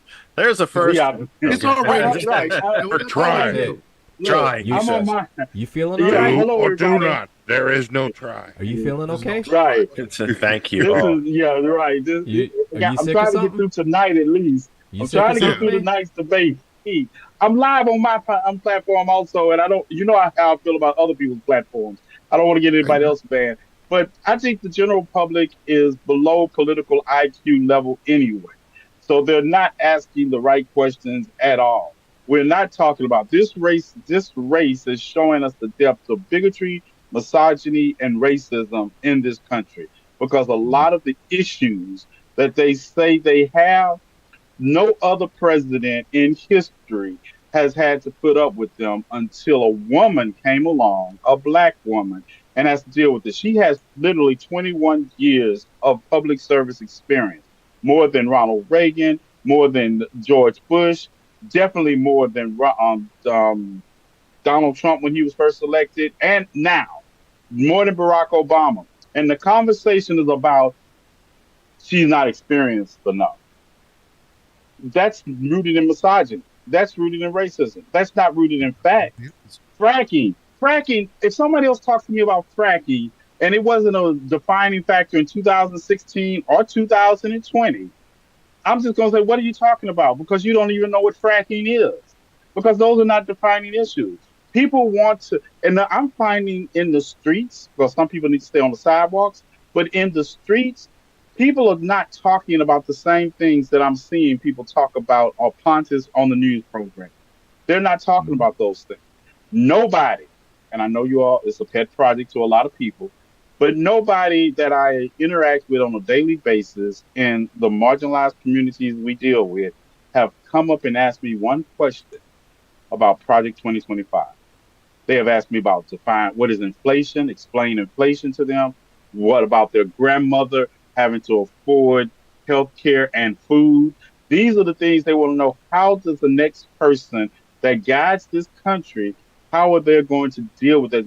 They're not even asking for the plans. They just want to know that you're trying to deal with them. Because policy, and I'm not trying to monopolize it, but policy, talking about policy at this point is a delusion, because until you get the team in place with the Senate and Congress, there is no talk about policy that's realistic. Nobody was talking about the details of the Affordable Health Care Act until they got into office. They wasn't sitting down having discussions about the Second Chance Act and all that before they got into office, because they only understood how you have to deal with the landscape you have to navigate to get your policy ideas into place. And that has always been the history of any political discussion in this country's history. And to act like it's changed now shows me the depth of the racism and the misogyny that we face still in this country. Because if Kamala Harris was a white man with the same credentials, we wouldn't be having this argument. Our discussion. They wouldn't even be. That's the thing. They wouldn't even be making these arguments up. If you notice, these arguments only come up. They came up to a certain extent with Obama, to a certain extent, but with him, it was more along the lines of, "Is America ready for a black president?" Okay, so if you want to make that the center of your conversation, cool, great, fantastic, fine. He was always a middle of the road centrist Democrat, but the optics was, well, is America ready for a black president? Why not? We had a bunch of white guys. Why is this even a talking point? With her, it's gone from that conversation and a roll lower than even that, because the misogyny was always going to be there. Ladies and gentlemen, when Biden announced he was stepping down and fully endorsed Kamala Harris, the misogyny was coming. We knew that. The problem was the misogyny came with the racism.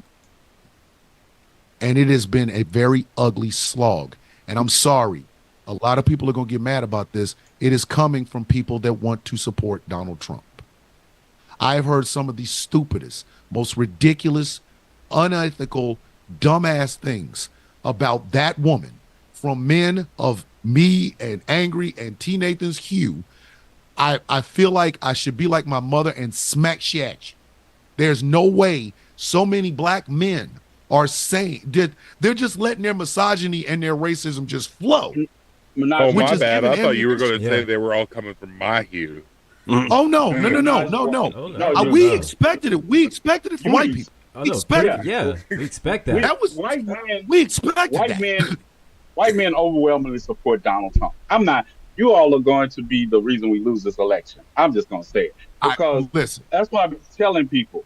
When they say that, I was like, you don't really need to put vote blue in my comment section, because it's white men that are overwhelmingly supporting Donald Trump comparatively to Kamala Harris. And it is rooted in misogyny. It is rooted in that idea. These arguments are not rooted in fact. What is her policy? She was a senator for 4 years. Why don't you look at that? You don't look at the LIFT Act.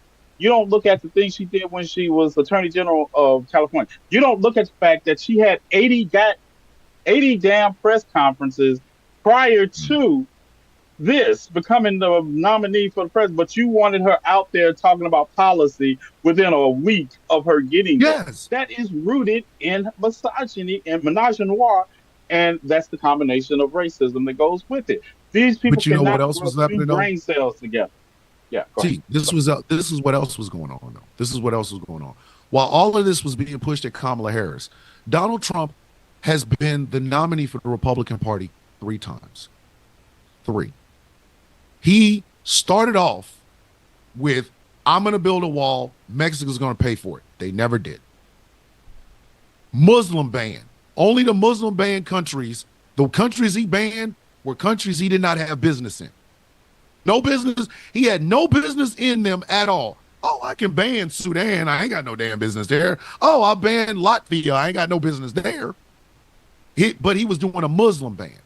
Donald Trump has talked for 8 years, and none of the stuff that man has ever said has ever come to fruition. So why is it that Kamala Harris has to come out with a 10 to 20 point plan, an economic plan that addresses your grandmama in Appalachia, Mississippi, who's got the bad sugars, and white man make white Geyerson's mama all the way up in the Appalachian Mountains, whose grandmama has Mountain Dew breath. But Donald Trump, who has been running for this same damn office for 8 years, the only thing we can say to him is, please don't shit on us. We know you wear Depends diapers. Please do not take a dump on us. We don't really care about your policies, Mr. Trump. We don't really care if none of the stuff that has ever come out of your mouth since 2016 you've ever done, Mr. Trump. Just don't poop on us. Why is the bar for Vice President Harris, and to a certain extent, Joseph Biden, why is that bar in heaven and Donald Trump's bar is underneath the devil's feet? Why? Is the Democrat? It's always the Democrats, though. The Republicans can come up, hold their balls. I'm gonna kill somebody. Let me go fight the brown country. Yay! Overwhelming white man support. I just supported him. I like his policies. What is his policies? Well, I'm gonna just kill me some brown folk. Yay! The Democrat got to come out with a 50-point plan with all the calculus done, and then it has to be able to individually label, hey, Gretchen, you in that state in the Midwest, we have a plan directly for you. See your names in it. Why is that? Why do we have to do that? I'm sick of this. If Donald Trump ain't going to give up no damn economic policy, why are y'all questioning Kamala Harris? Get on my damn. I'm sorry. Sorry. I feel you. I hear you. But it's the morning show. Gotta calm it down. It's not the morning show. You also know why. You know why. I know. Why. I know. You know. I just want people. I want people to start. I think everybody on this panel knows. Everybody on this panel knows exactly why. Everybody. The problem is, why are we accepting it? Why is the mainstream media, which, just bragging about this radio station, one of the reasons GCPR exists in the first place is because of the lack of accountability that our mainstream media has done. They were supposed to be the fourth estate. They were supposed to hold truth to power. But in 8 years, they have never held Donald Trump accountable for shit. They read his tweets like it was normal. They listened as he babbled. They thought it was normal. Oh, this is normal. That's just Trump. But Hillary Clinton, Joe Biden, and now Kamala Harris have to come up with these detailed-ass plans, and our media organizations are going to hold their feet to the fire. But they let Orange Oompa Loompa Cheeto Man, the magical melting man of Mar-a-Lago, just run free. Oh, plans? Who needs plans? Donald Trump sat there and said that people are sending their kids to school, and these children are coming back transgender. And nobody in the media. After days, not the same day. Yeah, no, not the same day. Because apparently, apparently same day transition is not a thing. But after a couple of days, well, the trans aren't they're obviously not efficient. They can't get it done in a day. But we'll not beat them if it were, I'd have gone to my guidance counselor when I was 13. Christ. Let me do a quick reset of the program. Please do. This is a special edition, so to speak, of TKE Tonight. We are live with you on the 10th of September, 2024. It is debate night in America. If any of you out there listening to us right now are even considering whether you're going to watch this debate or not, I strongly encourage you, I implore you, I ask you, please watch. I happen to think there's a bigger slice of this country that is as of yet undecided than is polling. I hope this is a very important night. This will be the only presidential debate, period. There will not be another. If there is, I'll eat my own foot, I'll eat my own words, but there won't be another one.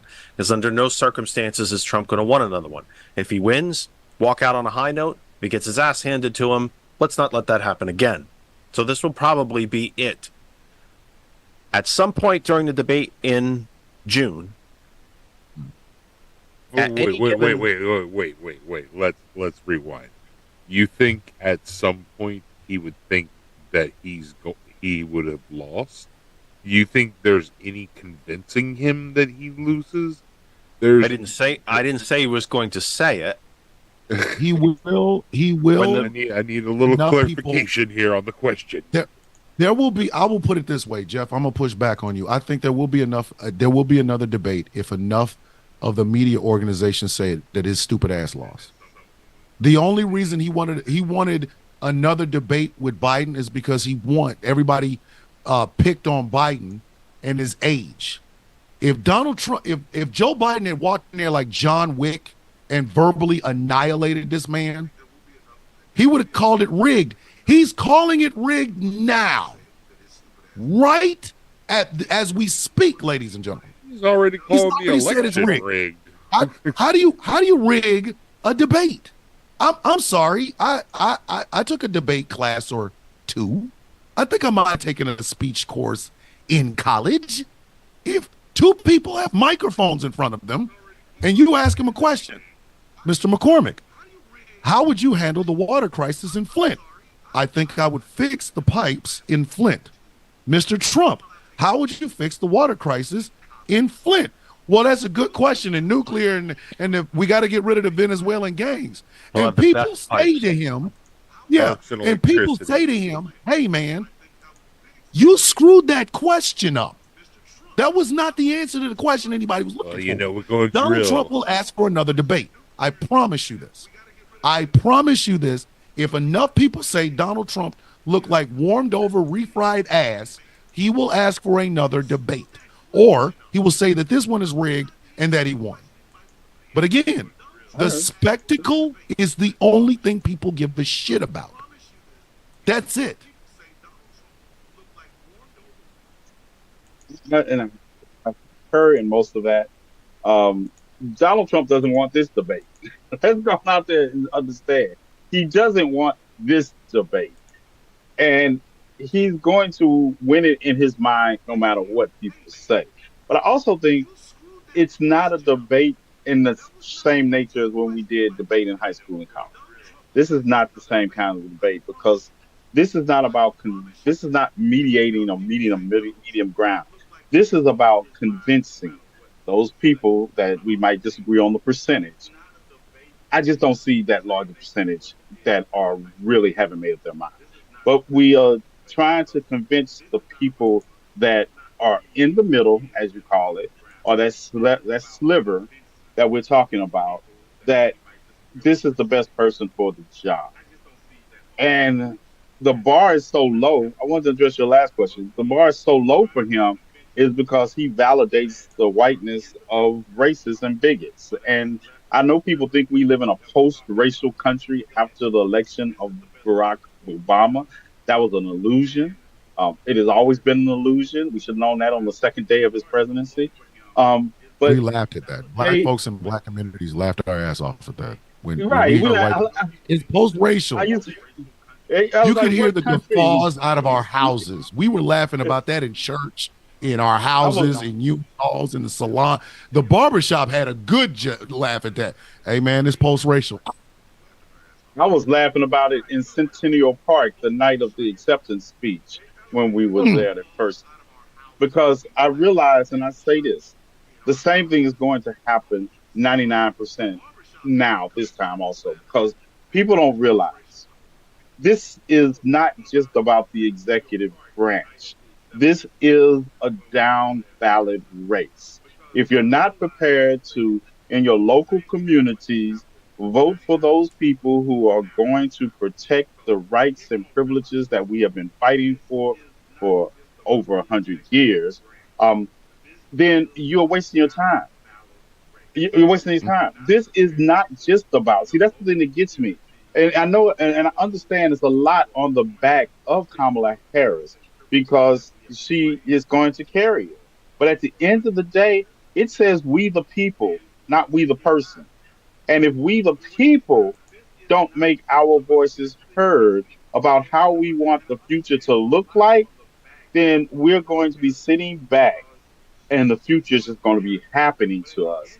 And we're not going to be a part of the narrators dictating because there is make no mistake about it. Even if I don't talk about Project 2025, I talk about Agenda 47. And these are his words and what he is talking about out of his mouth that he can't run from. And those are horrible enough. What in the entire hell does it look like to say, what does the actual, because we've seen it and people don't believe this is the first time this country has talked about mass deportations, happened under Eisenhower. But explain to me, what does it look like to get the United States military involved in mass deportation on American soil? I tell you, these people want things, and I'll be like, how? Just tell me how it looks. How does that work? What does that even look like? Y'all just forgot the Posters Act. Forget that. Just forget that. Forget that. What does it look like that the United States military will be rounding up people in the United States, the same government that sometimes can't identify a Venezuelan from a Honduran, no pun intended. Mm. What does it look like rounding those people up? Because I have an image of Germany in 1939. I have that image. This is what you all are inviting. When we talk about, and don't get me wrong, I don't believe that Donald J. Trump has read a word of Adolphus. You don't have to, because it is rooted in the equation. When you start to talk about these things, when you start to tell these are the things you want, the Handmaid's Tale. Let me tell you something. That will look like a day in Disneyland if you allow white men to control the reproductive freedoms of women, because it doesn't stop there. It Yep. doesn't. These are the things I'll be telling people, okay, just tell me the natural outcome of what you're asking for. The tax cuts that you all talk about, you all like so much, didn't include you. Those were not permanent. The wealthy got permanent tax cuts.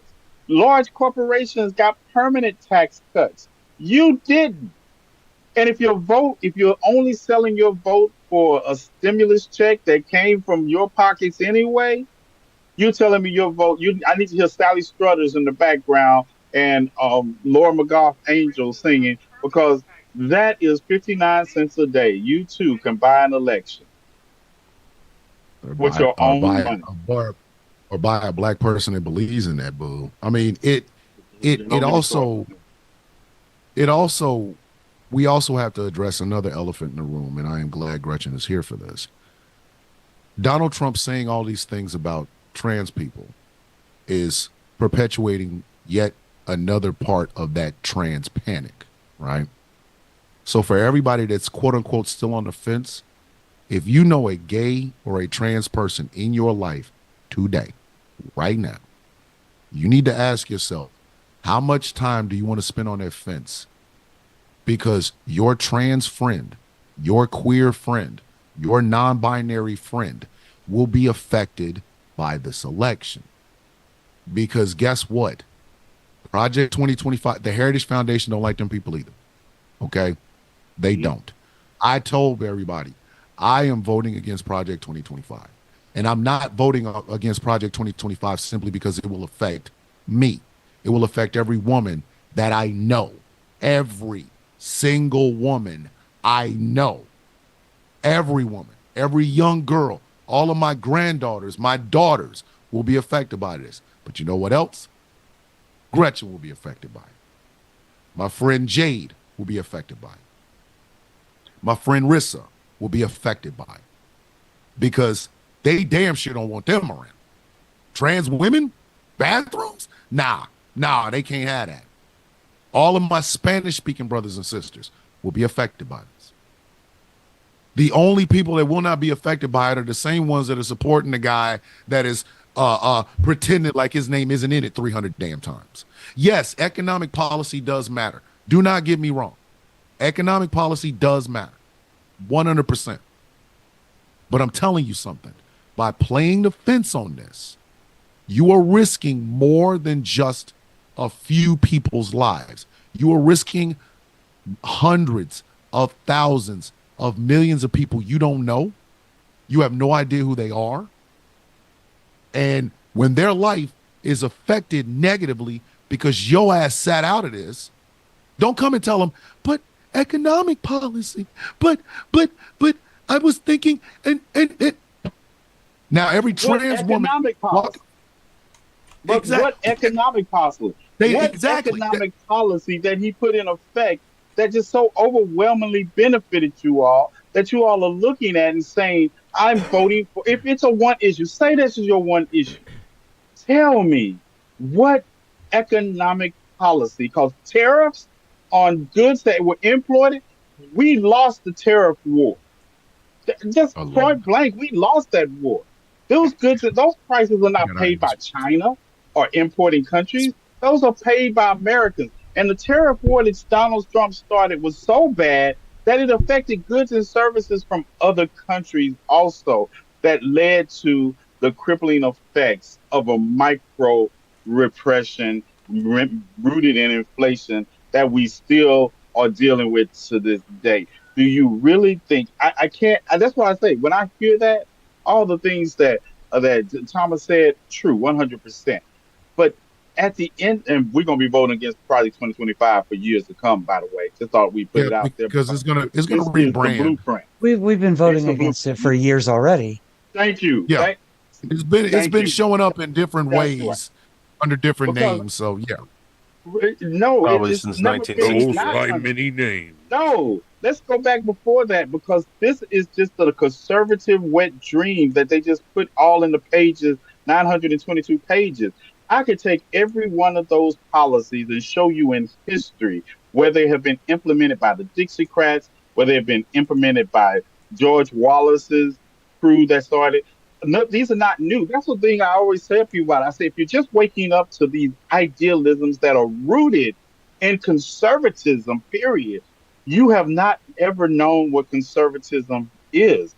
The deportation under the Eisenhower is still the same thing we're talking about today. The same policies and principles that they have, because people don't realize, because not a lot of people have read all 922 pages of the mandate for leadership, or as they call it, Project 2025. But it's not just about how we're going to control the country. It's how we're going to use the country to control North Africa, the Middle East, and all these other places where Black and brown people reside, because that is nothing different than the same kind of colonization plan that this government tried to use by trying to say they were liberating Black people and sending them back to Africa to colonize it in the name of Western civilization. And I'm not going to break down the history, because I also want to I'm going to talk about tonight on my show after this, the most brutal election in this country's history that took place in 1872 in Louisiana, that mirrors almost exactly what we are watching now, when 150 Black men were killed for just trying to participate in government. So we're going to talk about it. But all of that that's why I say this whole discussion of policy is not rooted in reality because there's no plan. There is no plan Donald Trump put into effect that benefited the same people that are so overwhelmingly on their knees sucking. They got Trump nuts in it. I'm sorry. I'm gonna say it. I get well to paint you a good picture though. It doesn't matter if he had an economic policy. His diehard fans don't know what it is. Don't know what it means anyway. This is a true. This is a true story. I have an uncle. He is adopted, and when Trump was voted in the first time, and Trump has tax cuts, and it's like, why are you voting for him? And my uncle's like, oh, it's tax cuts. The tax cuts he gives. The economy is so much better now. I'm like, dude, you live in a dilapidated van under a bridge in Oregon, fishing for your dinner out of a dirty river every night. How did you benefit from any of those economic policies that you claim to cherish so much that you can't explain? Not a pot to piss in. Because here's something else that I think we all need to be honest about. Okay. And Kamala Harris may be the domino that starts this, but it's going to be a long, slow process. My black ass might not be alive when it actually happens. But Donald Trump is the last gasp of white man run everything. He is. They cling on to his ass like a life preserver because the other aspects of these men's lives, and it's white men, I'm just going to be honest, it's ass. It sucks. There is nothing there. They cling on to their guns because they have nothing else. They cling on to their Bible, even though they don't follow anything in it whatsoever, because they swear up and down somebody's coming to get it. Donald Trump represents that last moment that, we're still in charge. But here's the problem. It's the same way it bleeds into the pro-life movement. It's not pro-life, it's pro-white because they're so terrified of becoming a minority and being treated the way they've treated everybody else. And I say that as somebody that, despite being trans, I am white first, and that's what people see. You're very white. I just wanted to throw that in. I understand that. That's what I went to Florida for, and it didn't help. It didn't help. But can we all just be just a little bit real here? They want them white babies. Okay. They want y'all to mount the youngest white women you can get your hands on. You are the old penis being held up against all math, logic, and science so that you can jump on top of some young girl for all of the 30 seconds it would take for you to do that. And they want you to pump out as many of them damn white babies as humanly possible. And they better be boys, because white girls have a tendency to want to date black guys. Just throwing it out there, something I heard, really, that I can't confirm or deny. It's something I heard. However, them white boys, they will keep this idea of white male superiority going into the next century. Here's the problem, ladies and gentlemen. Here's the problem. The white population in the world is shrinking. White people don't even want to have sex with other white people anymore. They're like, I'm done. It's like, if I have to see him one more damn time, if he comes to me one more time, I'm gonna. White women. White women don't want to have sex with white. But hold on, wait a minute, because it's white men too. It's white men too. I don't say all of them, because George and Jeff are in very stable relationships with other Caucasian women, and good on you. Very proud of you. Happy that you're doing this.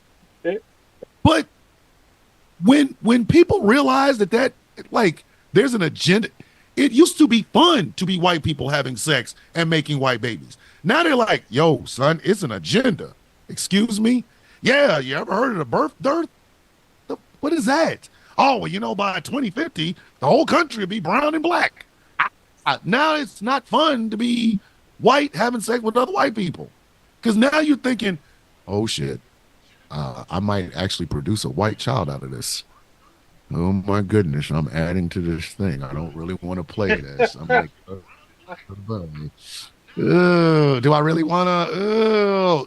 White people are not wanting to have sex with white people. This is worldwide. And if you notice, the far rightness of the entire planet is losing their rabbit ass mind. England elected an entire Labor Party and as a Labor prime minister for the first time in 15 years. Shortly thereafter, white folks lost their mind and started beating up on Muslims. Marie Le Pen, who looks like if Kellyanne Conway was a snake and her skin shed, it would look like Marie Le Pen. She has been a far right gadfly for 20 years. I've known about her dried up ass for 20 years. She's been trying to be prime minister of France. And they France like, nah, get her ass up out of here. Nah, move the bitch. Nah. Every time she runs, her party wins a little bit, but she never wins president of France. You got Viktor Orban, the laziest vampire in all of Europe. Like, dude, suck some blood at this point. Damn. Do something other than just Orban up everything. Like, and it's because white. Who? A ghoul. Just make him a ghoul. He can't be a vampire. Because he's the laziest vampire I've ever seen in my life. How the hell you come from Hungary and you ain't hungry? How the hell you come from Hungary and ain't sucked an ounce of blood? You ain't even stuck a needle in somebody to get an ounce of blood out of their ass. But he's all far right because white people on the planet are losing their damn mind because it's like, oh shit, we're not going to be the majority anymore. So every time a Kamala Harris, a Barack Obama, Sunak over in England, what's his face up in Canada, every time one of these young, dynamic, and not all the way white folk show up, it scares the shit out of them because they're like, oh, it's close. And for the record, I've said this before, but I really want people to understand. White people, look at the camera. Look at me. Don't nobody want no damn revenge on you. We're not thinking like that. Equity, yes. Diversity, yes. Inclusion, absolutely. Revenge, we ain't got time for that. We starving.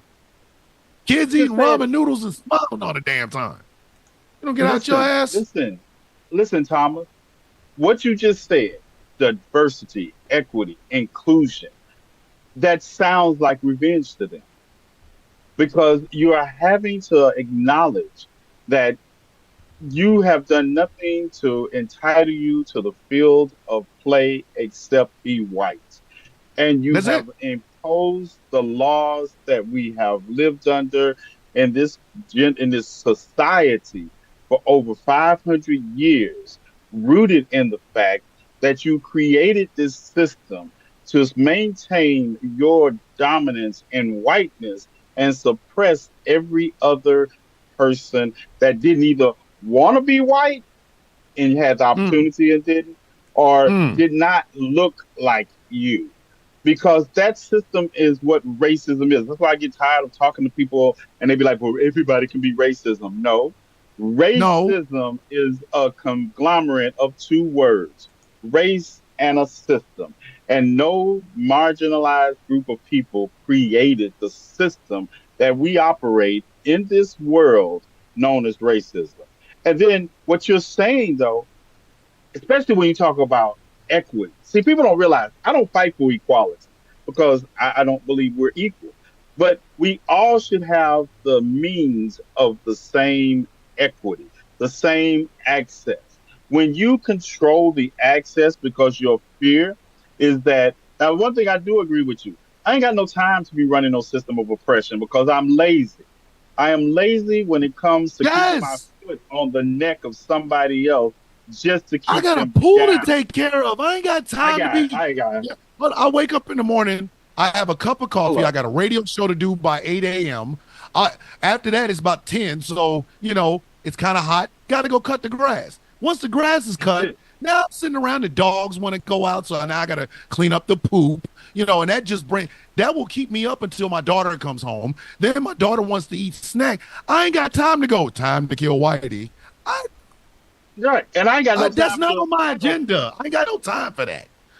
I ain't got no time to oppress you to cut my yard. I ain't got no time to oppress you to cut my yard because you can't cut my yard like I can. I didn't even press a snake the other day when I was cutting my grass. Well, see, you just need to manage your time better, Thomas. It's on the list. You just need to manage your time better. Wait a minute. Hold on. There's a list? Oppress Whitey is on the list? See, this is why. This is why. If you manage your time, you could do it. This is why. This is why. It's right after collect poop. Listen, this is why. I don't care. I don't care. I don't care what any of you. I don't care what any of you do. I'm just trying not to get murdered in the bathroom. Listen. We're not going to let you get murdered. No. Thomas, I'm going to say this. That sounds good, and I'm going to be. It sounds good, but right now, she is there, and we are here. And at the end of the day, there's no amount of wishing is going to keep our trans friends safe. There's no amount of wishing that's going to do it. There's only action. Well, I tell you what, I want to get rich so I can build a compound so that Gretchen can live on it. So that way I don't have to, Gretchen will be on the compound. And that way, if somebody wants to say something about Gretchen's bathroom, I get to come out. Excuse me, what you say? It's my sister, man. Thomas, let me tell you something, right? That's an illusion. I just did a whole video talking about the illusion of wealth of the marginalized communities saving us from racism and discrimination. Wealth has never been. Look at Tulsa. Look at the Greenwood District of Tulsa. Look at Oscarville. Look at any of the cities that were burned to the ground between 1919 and 1923 that were affluent. Look at the fact that it's not going to save us unless we save ourselves by not only enacting laws, but be prepared to give those laws the teeth necessary to not just be reactionary to the problem, because we always want to run out here and have hashtags and we want to have protests after someone's dead. We need laws and we need to implement things that are not just reactionary, but protective in nature. And until we do that, we're still going to have hashtags. It's not going to matter. Wealth didn't save LeBron James from having the N-word spray painted on the side of his garage in a gated white community. Gretchen is not going to be safe because we wish it to be safe, because paper is never stopped a bullet anywhere I've seen one. Matthew Shepard was minding his own business. You understand? It is not enough just to talk about policies and protecting marginalized communities. It's about what are we going to do to impose ourselves and to let those who would hurt marginalized communities know that we will annihilate you as preemptively and not reactionary. And I know that's a little too militant for people, but I'm tired of watching my friends. My fingernails are black in dedication to the friends I've lost. People don't understand that. This is about friends and family that I have lost. So I wear this as a constant reminder to let me know that it's not the talking that's going to get it done. It is the opposition. Look, I can show you the text. I just told my cousin to never contact me again in life when he told me he was a Trump supporter. In life. I don't want to see you in life. You have one in your family? I had one in my family. Bro, you need some Coonesian repellent. Don't do that, man. Don't let. It's not. I'm telling you, Coonesians are like the Strigoi and the strain. If they bite you, they're going to get them worms. There are a few others I'm going to be contacting between the next 54 days and seeing, because all they got to do is tell me, and they're cut off too. Show me, and you're cut off too. A lot of people don't understand. I just found out my nephew. I just found out my nephew's like that. My nephew is one of them people, and I want to feel bad, but I don't, because he's a distant nephew. He's like, hey, dog. Yeah, hey, that's what I'm saying. This cousin, this is my brother's cousin, not mine. Yeah, come on now. My cousin. That's it. This is what I'm saying. So we have to start realizing that everything we have done in the past to stop all of this has not worked. And I've been sitting here waiting for you all to get the message in the memo that it's not going, it hasn't worked. The civil rights movement was a failure. When we talk, and this is why I hate to hear people talk about, well, we're comparing the rights of the LGBTQ community is striving for to the movement. Well, both of them were a failure. Let's just go there. I hate to break it to you, but they both are failure. And then until we learn to start doing something different and more extreme, we're going to still be at funerals talking about they were good people. You know what though? Let me throw this out here. One of the things that I have tried to do, at least over the past 2 years, is to empower the voter. I want these people to understand that the debate that we're having right now or tonight is between two people that want a job. We are their employers.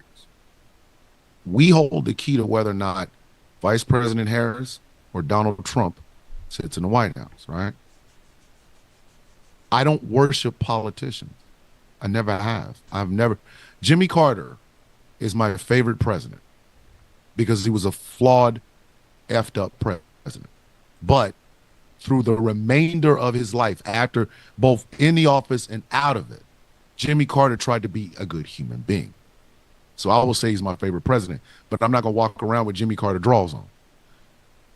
What I've tried to do is empower. T, if you tell me you got on Jimmy Carter draws, man, this is gonna be some. I had to check. I have to talk. I got on blue draws. Got on my best. Hey man, as long as they ain't got Jimmy Carter's face on them. If you got Jimmy Carter draws, my mother. Have a conversation. My mother's in the. We gotta stop talking about my draws. My mother's in the chat. Thank you. I'm like, no. Mama Nathan's in it. We can't. But that was what did it. That was what started. That's what did it. That's what did it. That's what. Yeah. Yes.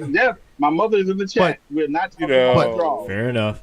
All she needs to know is they're clean. That's all she care about. That they clean. But it's like I have tried to get people to understand that these elections aren't popularity contests. I don't care what office. If two guys want to catch your dog, they are both running for city dog catcher. And these are your employees. What the hell do you think these people do with all that tax money y'all complain about? They pay these people's salary. These are your employees. So if a person stands in front of you and you ask them a direct question and you get rigmarole, don't hire them. You don't hire them. Everybody knows why. I am Thomas the Villain Bishop. I am also Thomas McCormick.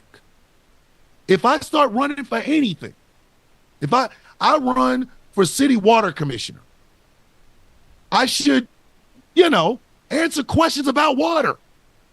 And if you ask me a question about water, like, hey, how you going to keep the water clean? The other day, I went and tried to get a glass of water, and it farted, and the water tastes like a 10-pack of ass. How, as the water commissioner, are you going to fix this, Mr. McCormick?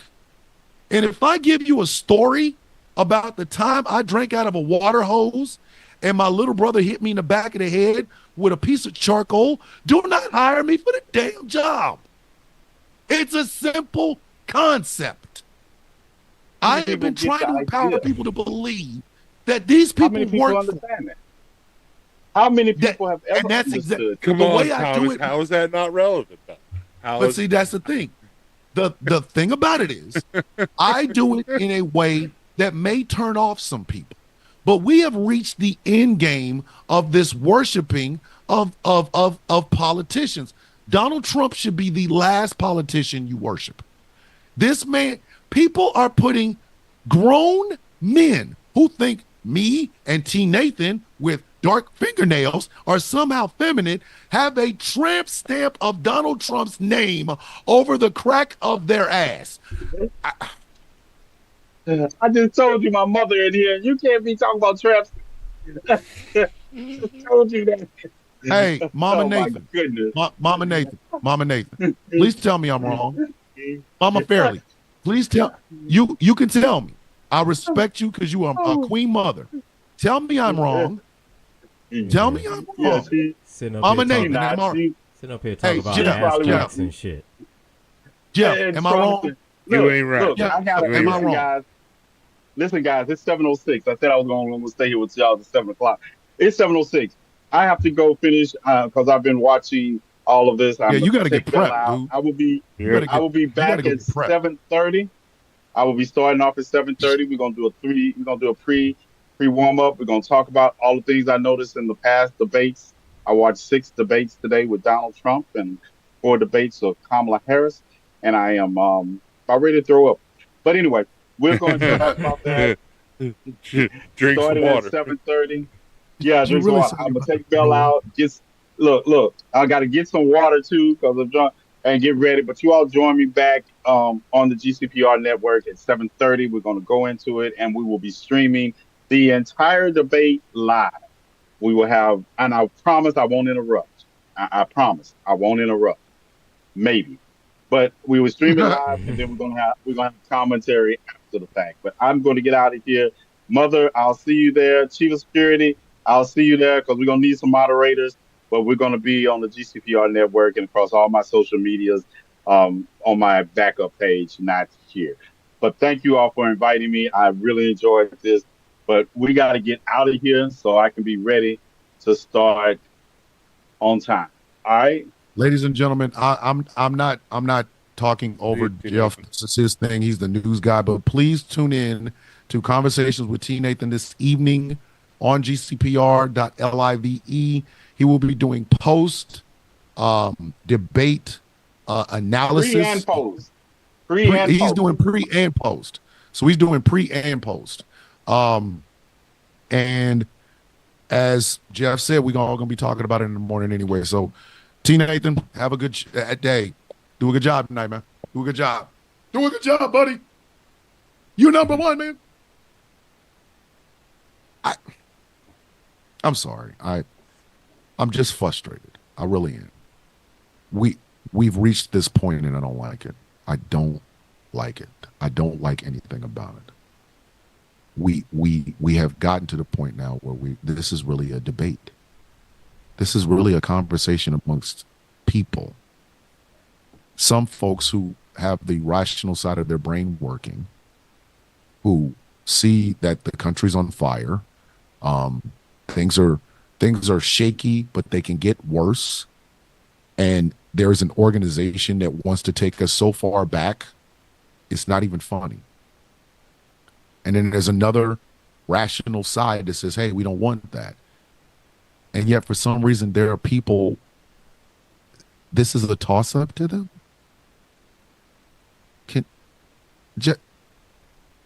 Tell me somebody tell me I'm wrong. Somebody tell me I'm wrong. That's what I said at the beginning of the show. That was the same thing. I can't believe there's people in the middle that are still like, after seeing everything Trump has done, sitting there questioning, well, I need to learn a little bit more about Kamala. Who was thinking, what was wrong with these people? If Jeff just walked in and said, hi, my name is Jeff Kennedy, and I was thinking about running for president, and we're all in the midst of a locust attack, like flying locusts are coming trying to get our damn eyes out. And Jeff comes in and says, I noticed you guys have a locust problem. I actually am in touch with people that kill locusts. That's not the time to go, I need to learn more about Jeff Kennedy. I have locusts trying to eat my eyes out. How did we... Again, I keep trying to empower the average voter. I just want us to start looking at these people like the employees that they are. Maybe that's my John Lennon-esque moment, but the day we stop worshiping these politicians, stop putting tramp stamps of grown men above your butt cheeks as another grown man, maybe I'll feel better. I'll probably please don't make the analogy of the giant slugs covering people in a ranch. I just nope. Yes. I will not. I will not. Thank you. I I will can't not take that one. I got argued down on my own show. by he's my been banned. co-host about the He's slugs. been banned from I that one. can't That even one's talk about 80, slugs no more. 86 the Yeah, slugs. he's been I banned. can't even say I want to No, slug. you've I been can't even banned say I from want to saying slug slugs somebody. and forks in the same sentence. You are banned from even saying that. I can't even say, hey man, I'm gonna slug that person. All three of them are tell me to shut up. Like come on, man. I want us to empower. Like he is dangerously African close right American. now. I know, right? I really genuinely Yes. want to empower the average American voter. Voting should be as important to you as your groceries. Voting should be as important to you as your kid's soccer game.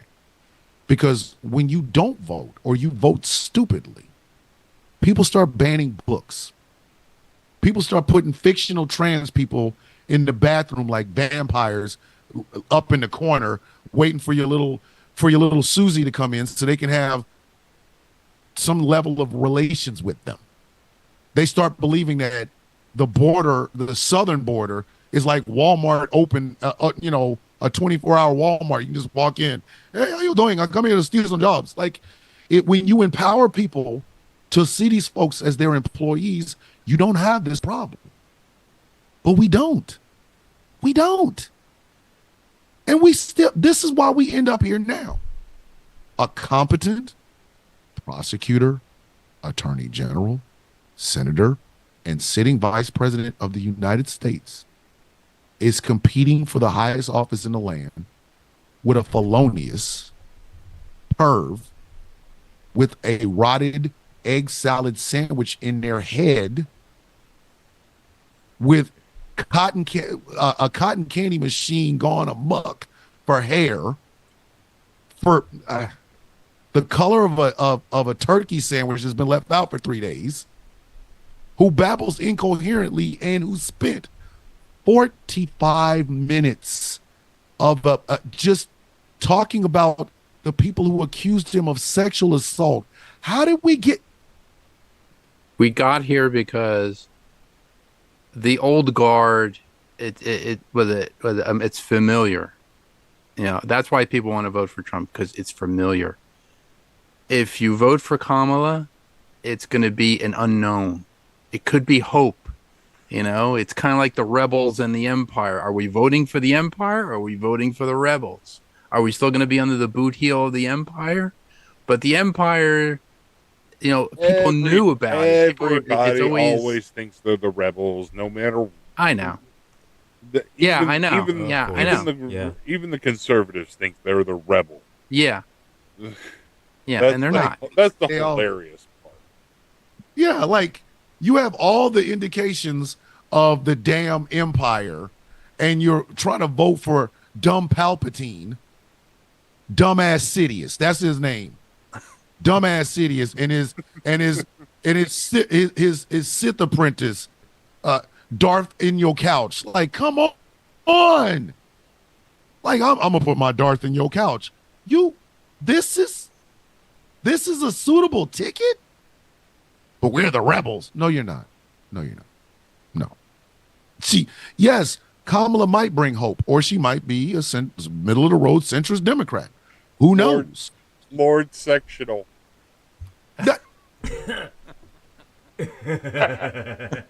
Lord Sectional. Dark Lord Section. Darth Sectional. You say this after we've lost James Earl Jones, man. What the hell? You said you are part of the Rebel Alliance and a traitor. Take her away. And put her on the couch. You are part of the Rebel Alliance and a traitor. Put her on the couch. You are part of the casting couch. Oh, wait. Wrong. Don't do that. You're wrong. Don't do that. Wrong movie. Wrong couch. You're wrong Put her movie. in the comfy chair. Wrong movie. I think we're forgetting what show we're on. Yes. Jeff is like, y'all are screwing up the vibe. I'm so sorry. Like, I have a new show. Jeff, I'm You sorry. jackasses are coming in here with the couch jokes. I want us to be, I think, an educated populace really is a better populace. The problem is we don't have an educated populace. Donald Trump defunded the education system. But it's like Donald Trump is even a viable candidate for the presidency of the United States. That should say something to us. Like, if Donald Trump can run for president, why can't the Menendez brothers? They really. No, they're not. They're both in prison. Their mama and daddy are dead, but that's why they're in prison. But if that's the bar of felon, if that's the bar, then Jeff, who else? I guess I'm just past that shock at this point. I in 2016, I'm like, people who's voting for this guy? He's a clown on TV. I didn't like him in Home Alone 2 when he had a cameo. I mean, who is this guy? He had one line and I hated him. The shock is over. That shock is over. It's terrifying now. It's not even funny anymore. Original the F Donald Trump Club merch will be available on the Villains Guild store. It might not say there'll be the original. The OFD shirt is coming. Yes. Mine will probably be the only one that says original since 1989, but there will be an Donald Trump Club shirt available on the Villains Guild store. And I'm going to send one to Jeff. Jeff, when did you stop disliking? When did you stop liking Donald Trump? I'm from Jersey. We've known about this for 30 years. And we tried to tell you all when The Apprentice became a big thing. We've known about this for decades. And no one listened because we're the liberal elites from New York. And nobody wanted to hear it. So should we have your shirt say Jersey original hater? Since, was it 30 years?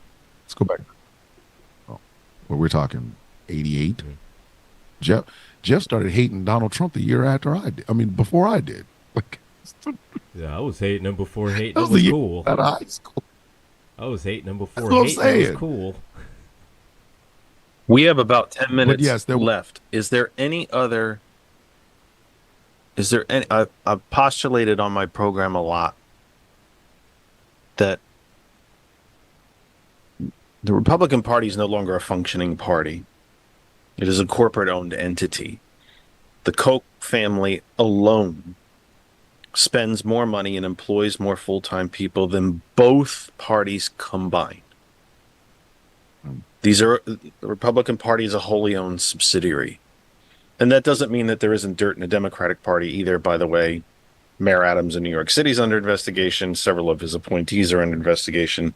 And Bob Menendez, thank God, also being from Jersey, George Monbiot was finally going to see the inside of a prison cell. That said, I have postulated on the program that Republicans don't just want to take us back. There's a joke that Republicans want to take us back to the 50s. I think that's partially correct. But which century? The 1850s? The 1850s. The 1150s? Which sometime in the Dark Ages? Which? So I want to ask you all one simple question in the, say, 8-ish minutes that we have left. Could give T. Nathan 2 minutes of buffer time here. We can talk about economic policy, voting rights, Project 2025, student debt, medical debt, Medicare for all, guns in schools. We can talk about all of it. Is there truly any other issue than the fact that November 5th will be either the end of an election cycle and one in a series, or it'll be the last one? Isn't that really the only issue left at this point? Yeah. I would basically, say. Yeah. I would say, yeah, that we are on the precipice. We are literally on the precipice of either having a democracy that functions well sometimes, doesn't function well other times, but it can be fixed with a little elbow grease, arguing out those disagreements and making it better, a more perfect union. Or we could be staring at a dictatorship. We really honestly could. And every person on this panel, with the exception of George, Jeff, and Gambit, will be affected by it. It is there's no other way to say it. There's no other way to say it. No, we will all be affected by it because this show will go away. Oh, they're good. In a dictatorship. They're going to come after. And they will come after us. They will come after creators because creators spawn hope for other people. George and I will be sharing a cot in a concentration camp. We've seen that same thing happening already to creators on TikTok. The concentrated attacks after the DOJ's indictment came out about the Russian propaganda firms paying all these right-wing creators. I mean, we're already seeing the first steps of it. And if Trump gets elected, it's the same thing I've said to all of they took down Midas Touch. They're back, though. Yeah, they did. But they reported they were able to take down Midas Touch. But even to the third-party people, the people that are third-party are saying, I'm not going to vote. I can't in good conscience for this or that. I'll just wait till this election's over, and then we can get who we really want. If we lose this election, you won't get that chance to rebuild. You won't get that chance to start over. Because I'm all about finding that right candidate on day one after the election is over and moving more progressively as a country. But we're not going to do it if Trump wins. If he wins, it's done. I really want y'all to think about this. This might sound egotistical, but I really want you to put some thought into it. This election could come down to this. We could end up with a lot more older millennials, or we could end up with a lot more me. You could dislike me. You think I'm profane. But it's okay, because you know what I stand for. You understand that. I am willing to have a conversation with anybody. I might do it loudly. I might be the biggest voice in the room, but that's fine. But imagine a country where guys like Joseph Redden can get away with anything they want to do simply because they are who they are, and Trump allows it. Or you could end up with a country where, as ugly as it is sometimes, as bruised and battered knuckles as we get and the fights that we have, you could end up with a guy like me. A lot more conversations that push this country forward. And again, that sounds egotistical, but it's not. It really does come down to that. Do we want to have a country where, much like the tagline for this radio station, where every voice matters? Or do we want to have a country where the only voice that matters is Donald Trump?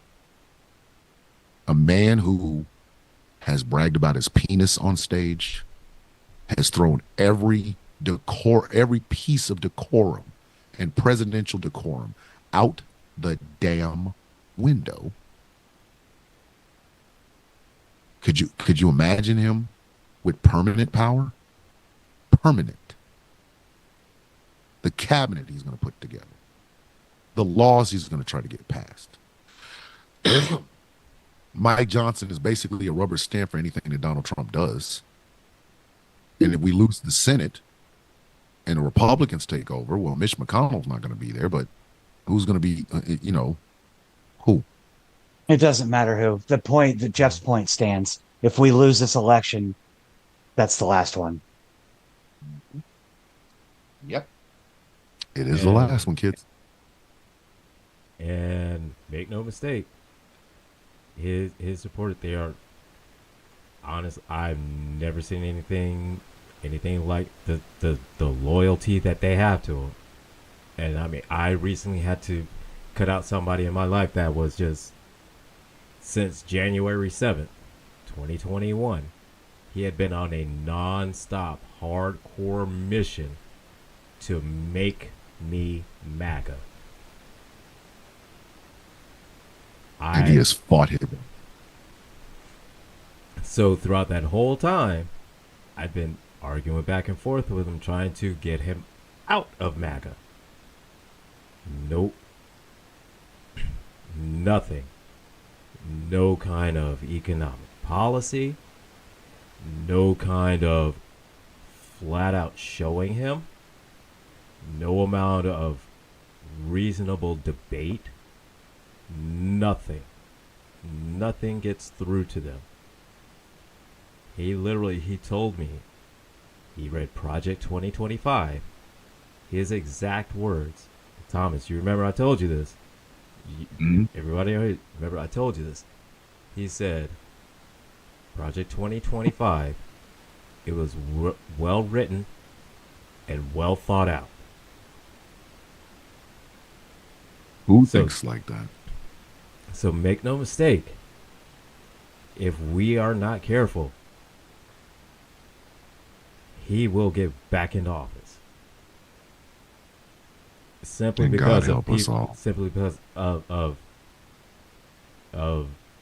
guys like that.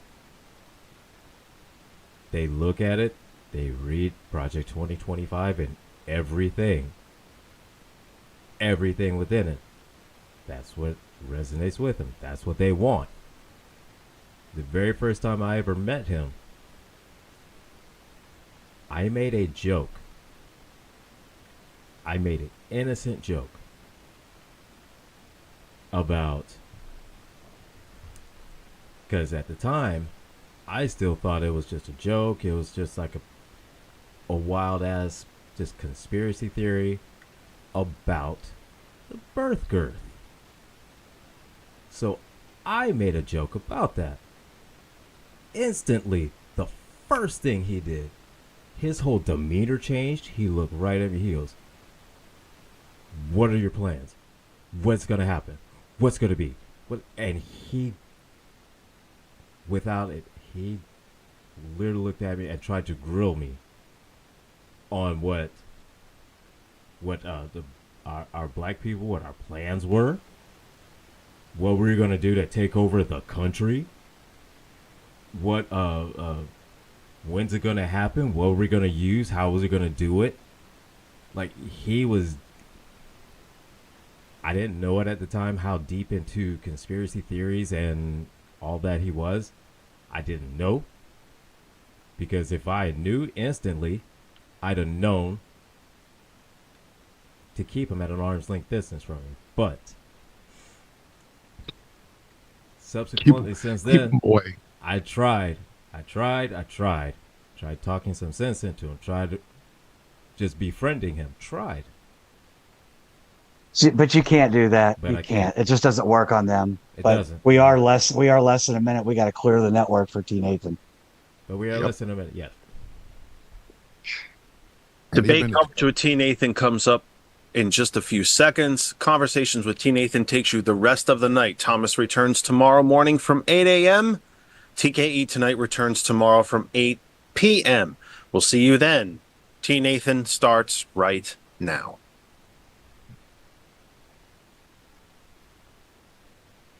Good job.